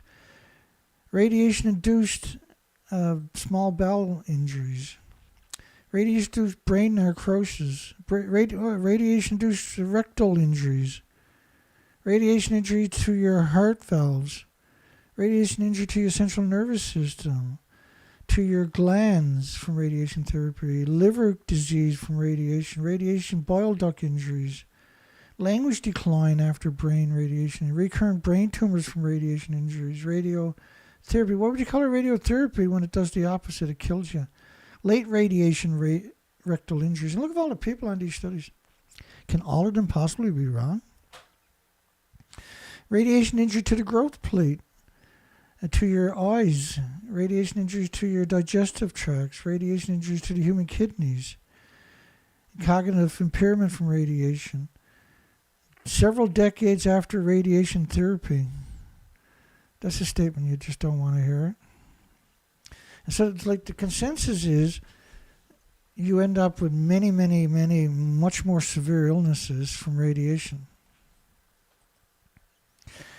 Jet fusion reactor shutdown highlights nuclear decommissioning challenge. And let me just scan the comments. I haven't heard from Stephen Young in over a week, and that's simply not normal. Not a peep from him, so I'm going to assume Stephen is not doing very good. And Stephen has been around, and his wife has been around a very long time. Stephen used to always write to Congress and senators, and he used to CC me to replies. And so every day now, I'm going to have to call him and find out at some point here. But I'm definitely not looking for it. I'm not looking forward to it. I'm afraid to call. I don't see Stephen Young's name there in the comment section. And he just finished his second round of infusions that was supposed to give him some relief. And Stephen's been around a long time, man. He's very consistent. Even when he was in his worst, after his event there a while back, a few years back, 3 years ago, when he was healthy enough to get back online, he was. When he was healthy enough to call me, he did. I'm assuming he's not doing good. If we don't hear from Stephen for a whole week, and typically, if Stephen didn't hear from me online for 3 or 4 days, he would call me to see if I was okay. And I'm just checking through the comments very quickly. I don't see Stephen there anywhere. So I'm hoping he's doing okay, but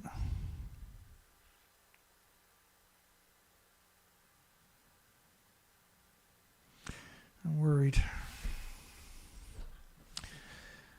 The jet fusion reactor shutdown highlights nuclear and I wanted to bring up, because if I don't bring it up, I might forget about it like I did on the last show. on Thursday. I meant to bring it up and I didn't. So Lisa brought it up anyway. Hopefully he shows up in the next couple of days and puts a little blurb so we know he's at least okay. So the fusion reactor, they're burning all this money on a technology that can't work. It just can't work. Like you're down 150 million degree Fahrenheit temperatures, right? I think that's their record, is it? They want to get, they say they need to get 300 million degree Fahrenheit temperatures. But I think the number that they hit was allegedly 150 million. But it wasn't really, because otherwise everything would have melted down right away, right? And I was asking artificial intelligence today, how much water can you boil theoretically at 300,000 or 300 million degree Fahrenheit temperatures? And there's a whole lot of ifs and maybes and everything else, so it wasn't able to give me, it gave me the equation though, and I forgot to punch it in and see what I can get out of it. I got to remember to try again tomorrow. In the case of nuclear technologies, the complicating factor is they were not built with dismantling in mind. This is so stupid, isn't it? Just every time you look at nuclear, you all you want to do is just bang your head into a wall. And the industry now has corrupted everybody's future so bad. We got no choice but to have a conversation about it as often as we can. And just hang on a second. I forgot to import some new pictures I made into my system so I can utilize them.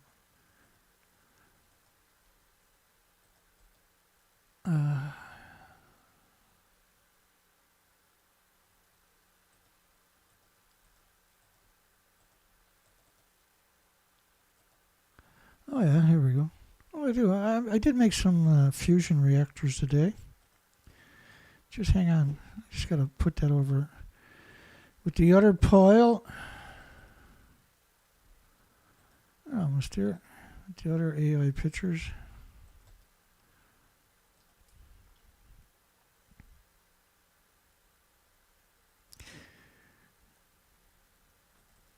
And let me export that over so I can find it. Here we go. How we doing here? Almost there.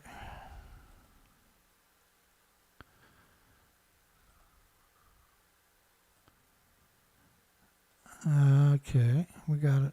Here we go. We'll keep going now. My apologies for the delay. So when I asked the AI to show me a fusion reactor, this is what it started throwing at me.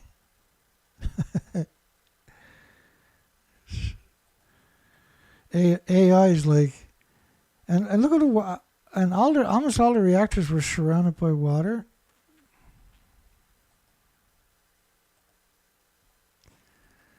And then I gave it other perimeters, but here's another one. Right, surrounded by water.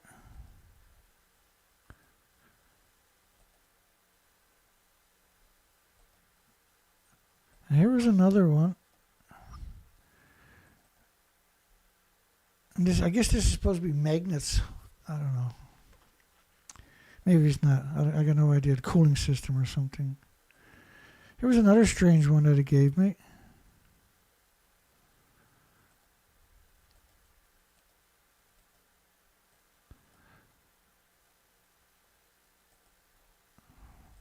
Another one that I was finding, I was having a hard time producing. When I asked AI to make me pictures of ships on the ocean throwing barrels overboard, but it got 3 arms. Look at some of these pictures. This is the this I had to do a lot of tweaking to get even that kind of a picture. And well, a lot of the pictures where the barrels were in the ear. It didn't want to put the barrels in the water for some reason. So eventually I had to, you got to trick it to put the barrels in the water. So you got to get a ship and then you had to have barrels. First you had to have barrels in the water, and then you put a ship in the water, and then you put radiation symbols on the barrels. Otherwise, it would reject it, right? Let me see if I can find the other one.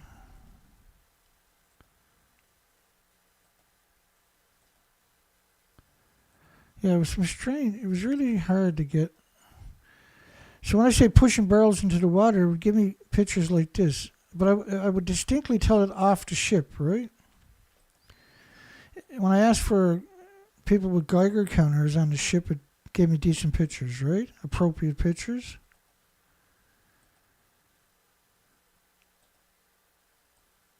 And because I do a lot of it just to get one picture. But look at all the barrels hanging from the sky. Even the speedboat is hanging from the sky. Because then I would like add 1,000 barrels. And then when I wanted to add radiation symbols to the barrels, it said, well, we have to restart that session. It wouldn't let me continue with this session. And so you have to do a lot of trickery to get it, to give you some kind of... Because the British drove around 35 years or something, throwing barrels, 45-gallon drums of nuclear waste over the... It was 70,000 tons or something,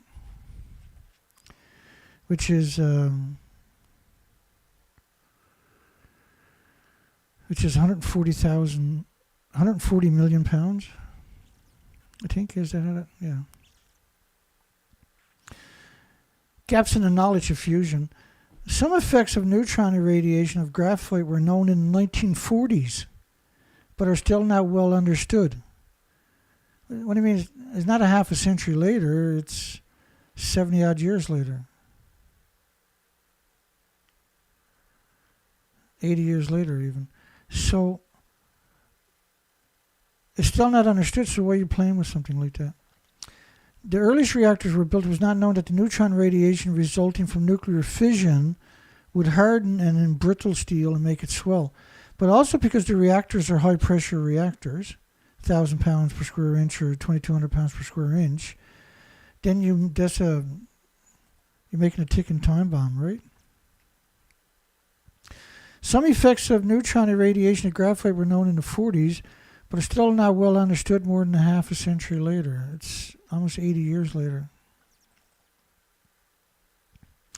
Which caused problems when the graphite core of the wind scale at Sellafield was dismantled in the 1990s.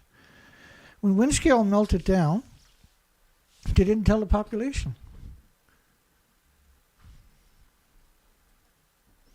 Other legacy issues from early reactors including removing the liquid metal coolant. Right, because if you expose it to oxygen or water, it'll detonate, right?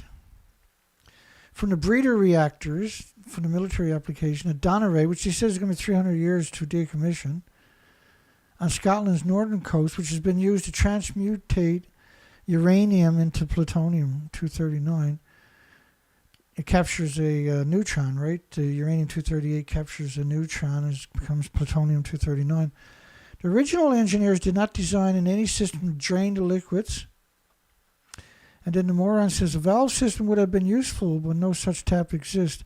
No, because when it's exposed to air, it'll detonate. Stupid. One of the world's most important sites for developing technologies to decommission nuclear facilities is the RACE robotic application, a center operated by the UK Atomic Energy Authority. That's a stretch to call them an energy authority. How come they haven't sent any of their reactors into, or any of their robots into the reactors? How much money have they spent again on these robots? It's absurd. After 80 years, there's still no universities, no institutions have come up with a robot to go into nuclear. They don't even try. They actually got children in Fukushima Prefecture trying to build robots to go into Fukushima, rather than MIT or Yale or Oxford or Stanford or anybody else. RACE develops and tests robots from enormous arms designed to grasp and move large and heavy components. Well, like if you use a large, and they did create one, right, over the last number of years here, that they're going to use that reactor too, they said. But the minute that robot arm gets near high level radiation, you can never get near the robot again. So if you break something, you can never fix it. It's a lethal dose, right? You can't get on top of the building if you bring it back out. Now the top of the building is radioactive for 1 million years. They're really good at pretending. That's what this industry is really good at. They're pretending they're humans, I should say. Race developed robots to work in the irradiated conditions of conventional nuclear fission reactors and handle the radioactive waste products. No, they didn't. What are you talking about? Like, I'm at this all the time, every day, for too long, and I've never come across any of these assertions. Jet operated for 40 years, mostly researching how to handle plasma compressed and accelerated by the magnetic field with no nuclear reactions. But late last year, it ran its last set of reactions, achieving the longest ever sustained fusion reaction of 5.2 seconds, and now it's no longer in use. So before they shut it off permanently, they ran it at full steam, is what they're claiming, right? Remember, because we covered it. I don't believe that, because these things are old and brittle at this stage, and that was begging for an accident doing that stunt, right? Now that the jet is no longer in use, the first ever decommissioning of a fusion reactor is about to start. Well, these are not fusion reactors. These are fusion test machines that are incredibly radioactive. And it'll take about 12 years. They can't do anything on schedule. So it's going to take 30 to 40 years, basically. Thermal battery might be the key to sustainable energies. Storage of power is notoriously inefficient, with batteries often losing anywhere from 10 to 40% of the power through discharge. Ford Power has hit upon a novel way to store energy by converting renewable power into heat, which is stored in liquid tin. Liquid tin. I've heard it all, actually, over the years. Haven't we? We covered it all. They can store it in everything, but then they can't seem to produce it for some reason. With the funding, the company is seeking to build a prototype plant in Boston capable of powering 1,000 houses by 2026. Like, you can do that with geothermal in about 4 months if you wanted to. Why use tin? You're going to the heat is then transferred to carbon blocks, which are converted back in energy through discharge, thermal photovoltaic cells. And the process isn't for small storage use. The process is very clean, very renewables. I've got lots of tin, I guess. So,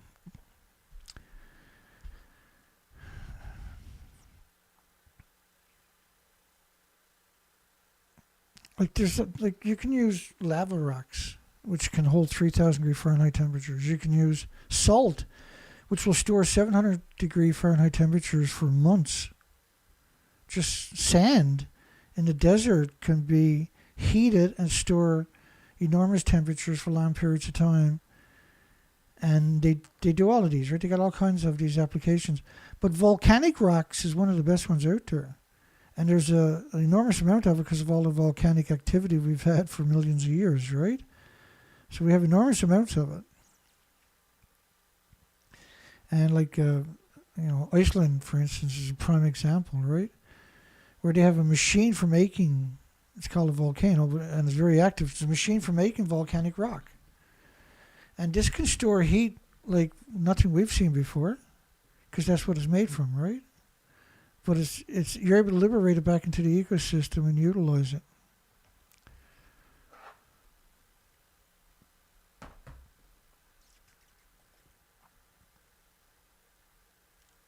The government asked the Genkai mayor in Japan to accept site survey to host nuclear waste. These are such shady-looking people, eh? As part of the process for selecting a final disposal site for high-level radioactive waste from nuclear plant. But why you got to put it in the community for all the time? And then, we got to have a referendum, and the referendum always says no. And, well, we tried. We'll try again in 5 years. We'll find another town and see if they'll take the waste. Why not put it somewhere where there's no dispute? Don't be like Taiwan, though, where they took all the natives and put them on Orchard Island, And then they went out to him and when they were looking to get rid of the nuclear waste and said, we would like to build a canning factory for tuna and salmon and crab meat here. And we're going to pay everybody, all the natives, a stipend every month. You get a nice check every month, you don't got to do nothing. And the natives were like, hell yeah, we're game. And so Taiwan put their nuclear dump there and stuck up this big sign that said canning factory. But a decade later, the natives figured it out and they're still fighting today to get rid of it. What a disgusting industry to do something like that, isn't it? So far, a literature survey has only been accepted by the town of Hokkaido, of all places, which is the most northerly island in Japan, right? Ontario Tech leading the way on small modular reactors research thanks to a new grant. This is Canada, Ontario. And every time you see these professors, man, they always look the same, don't they? Every one of them looks the same, like they're like some kind of a robotic factory that spits out these creatures.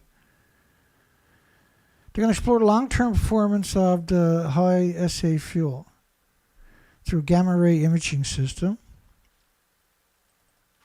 So imagine how much cancer is around this site. He's associate professor, associated industry research chair at the Department of Energy and Nuclear Engineering, Faculty of Engineering and Applied Sciences, Ontario Tech University. That's quite the handle for a monster, right? So that way he doesn't think of himself as a monster, which they are, right?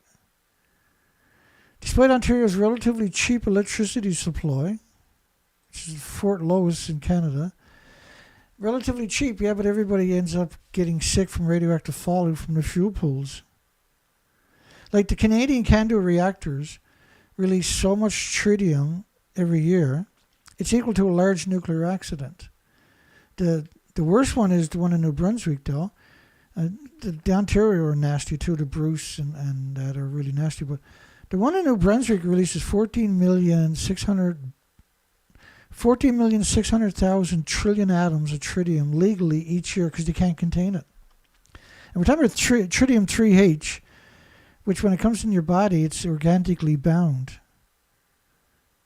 And it's there for 120 years. And it's there for your life anyway. And they try to claim that it's got a half-life in your body of 100 days or something like this. This is ludicrous to suggest because they refuse to acknowledge that it's organically bound. That's how they're able to produce a study with those types of assertions, right, which are completely dishonest.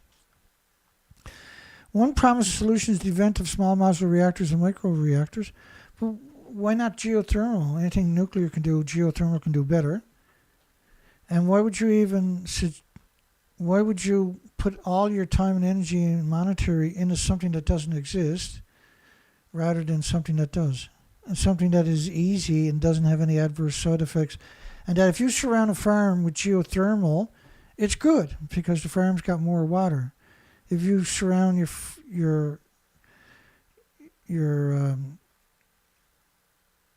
said that backwards. If you surround your geothermal with farms, everything's fine. But if your nuclear power plant is surrounded by farms, and it's the worst thing could happen to you. Enhanced geothermal energy could be the next zero carbon hero. Hydro, solar, wind, and even microwave beams. Even microwave beams from outer space. Anything but geothermal, eh? Anything but geothermal. Oh, no. We can bring it in. We can put satellites up in space, and they're going to catch the sun, and then they're going to beam that energy down there. We're going to have huge collectors, and we're going to get that. And they're going to power your smartwatch. These are maniacs. But can't we just dig a hole in the ground and use geothermal? Well, yeah, but where's the fun in that, Dana? Like, what's wrong with you people, really?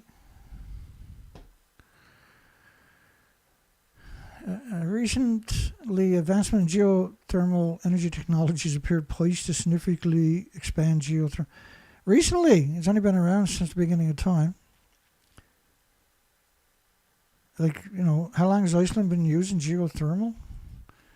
And all you gotta do is drill down deep enough. Well, everybody can have geothermal because you can just use the heat exchangers. You drill down 200 feet, and you got to maintain your temperature. And so in the wintertime, your house can stay at 65 degrees temperature all the time from a geothermal heat pump that's only 200 feet deep.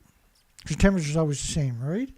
And in the summertime, when it's 100 degrees outdoors, the interior of your house can stay 65 degrees because of your geothermal pump, right? I mean, that alone should tell you, because you can do that for $5,000 or $10,000 yourself, right? So that alone should tell you that geothermal is the shit, right? It creates no emissions, virtually limitless. It pulls heat generated by the Earth's core and can provide constant baseload power, making it appealing to green-minded investors. What do you mean green-minded investors? It's appealing to the future of everybody and all species, isn't it? Why would you put a big turd in that paragraph by saying green-minded investors? With a 2022 $74 million Department of Energy initiative, because they had, what was it, 30 billion, and the rest of it went to nuclear. Because only nuclear is allowed to exist, nothing else is allowed to exist. Using fundings from the bipartisan infrastructure law, the agency wants to demonstrate the potential of geothermal to power the equivalent of 65 million homes across the United States, which is basically half the population, right? From geothermal. So if you got that potential, why are you even friggin' only giving them $72 million? Why not give them a couple of billion? Let them have at it. Figure it out. Let them splurge and get whatever they need. Let them make some fucking mistakes and stuff like that. Why not? Does that sound ridiculous or something?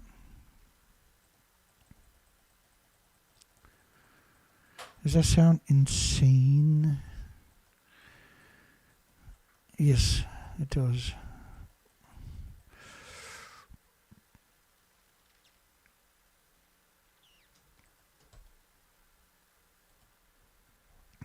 There we go. So I've got some videos and pictures from the weekend. Some videos and pictures for the weekend. Anybody's following along, we're trying to get this trailer so we can use it to put the small zodiac in freshwater lakes and rivers to do research due to Fukushima radioactive fallout.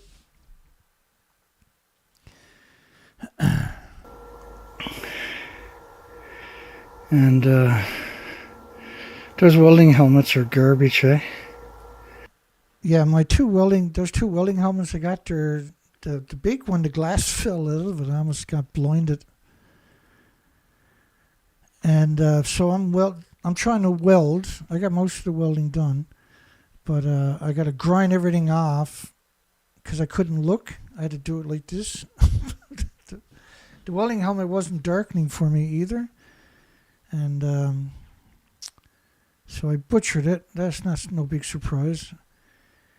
But it's working. It's fine, right? I just got to finish it out. I got a loan of a welding helmet. I should stop welding right now and then wait for a few hours and see if I go blind. If I don't go blind, and pick it up again tomorrow.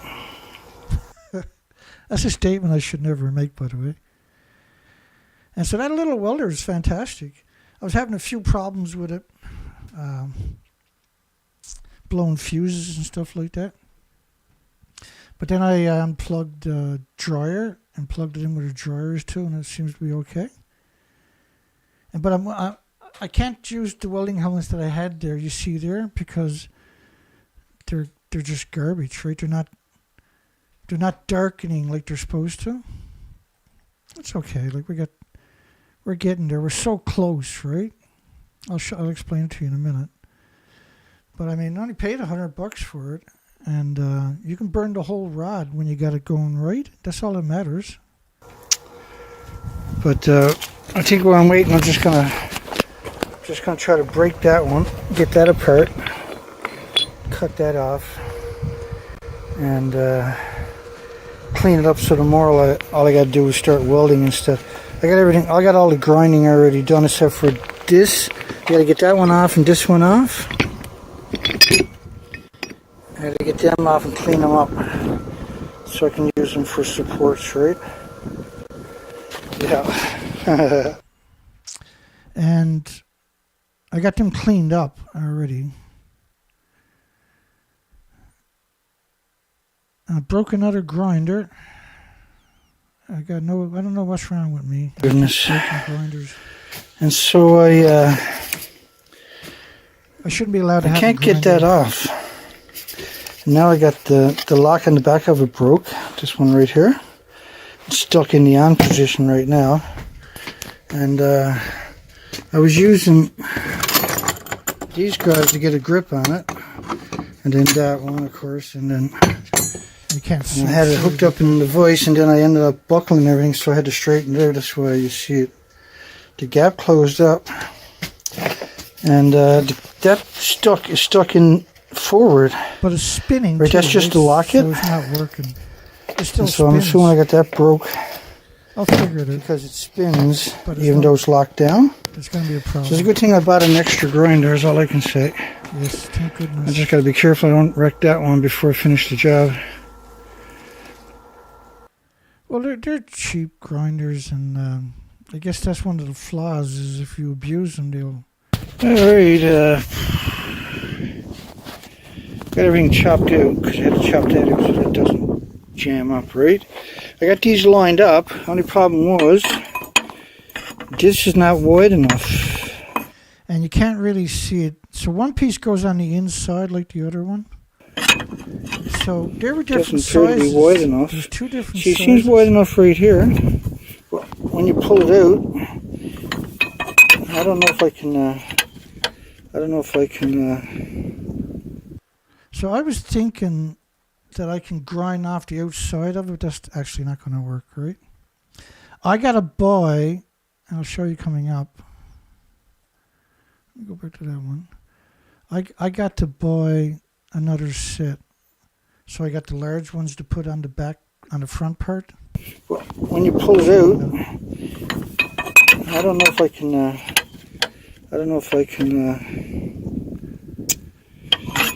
if I can just widen this out a little tiny bit. I tried it, it didn't work right. And if not, then we got to go in the city and get another one of those bigger ones, because the other set are bigger, right? They're wider. Everything is ready. Let me go back to, let's show you that, hopefully. Let me do that again. And if not, then we got to go in the city and get another set. So I got to get another one above it and another set of those shackles to do the front, because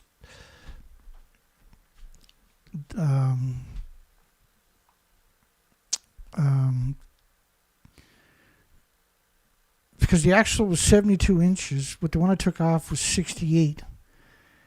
And so you can see how the inside of the shackle is inside the middle and the other piece is outside the middle, right? And that's why I got those holes chopped out in the front and the back to try to make it work. Another one of those bigger ones, because the other set are bigger, right? They're like $60, Everything is ready to be finished welding. I'll show We just you got to weld on a piece on here which is and the same on the other side. And I guess we're done then. Just It was quite the struggle to chop out those pieces.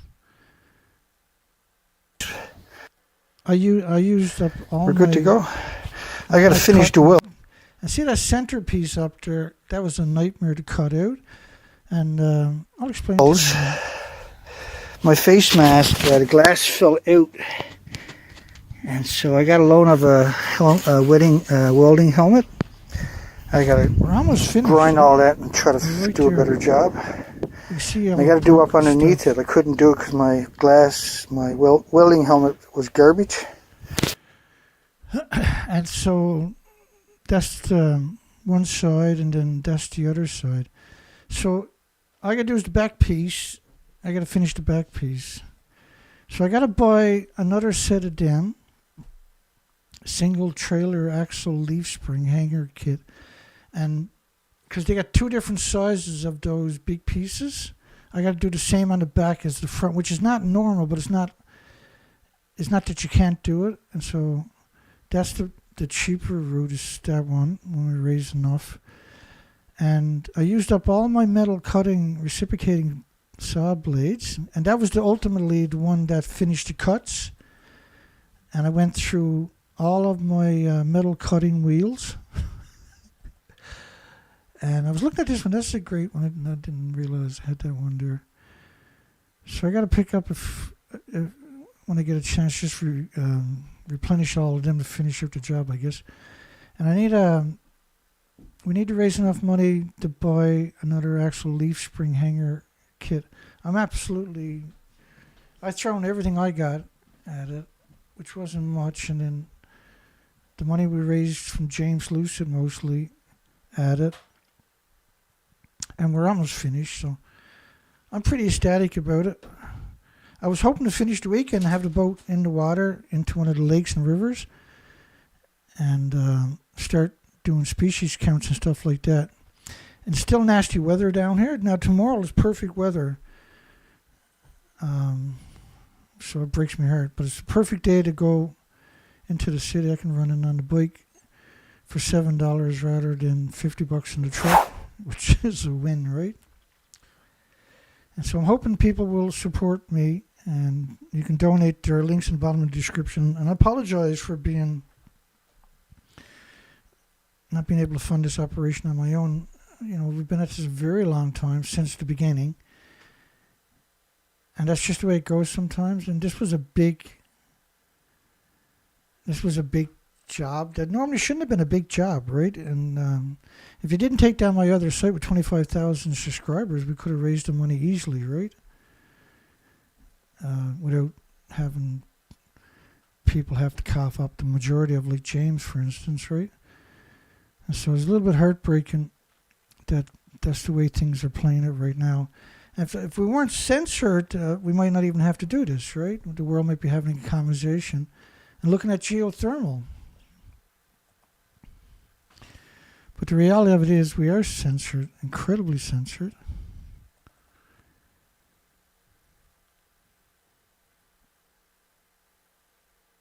And oh, this world is at a tremble with its strength and mighty power. They're sending we're going to close down the poll, I guess. Let's close down the poll. That's the end of the show. Is United Kingdom promoting nuclear fusion in small modular reactors that do not exist rather than geothermal that exists inexcusable? I believe it's inexcusable, and I can back that up with hardcore evidence, right?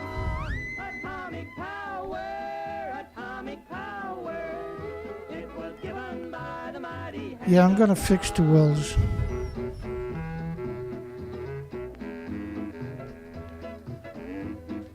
I know the wells will be okay, man. I'll fix it, don't worry. I'm just not in a position to do it before I took those pictures. What do you mean the whale looks happy? The whale's buried in 45-gallon drums. Don't take away the joy, but use it for the good of man and never to destroy. Atomic power, atomic power. See everybody tomorrow night. Have a great night. Have a great day tomorrow. Works for everybody.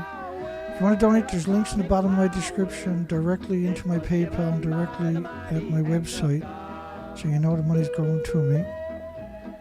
And if not you, then who?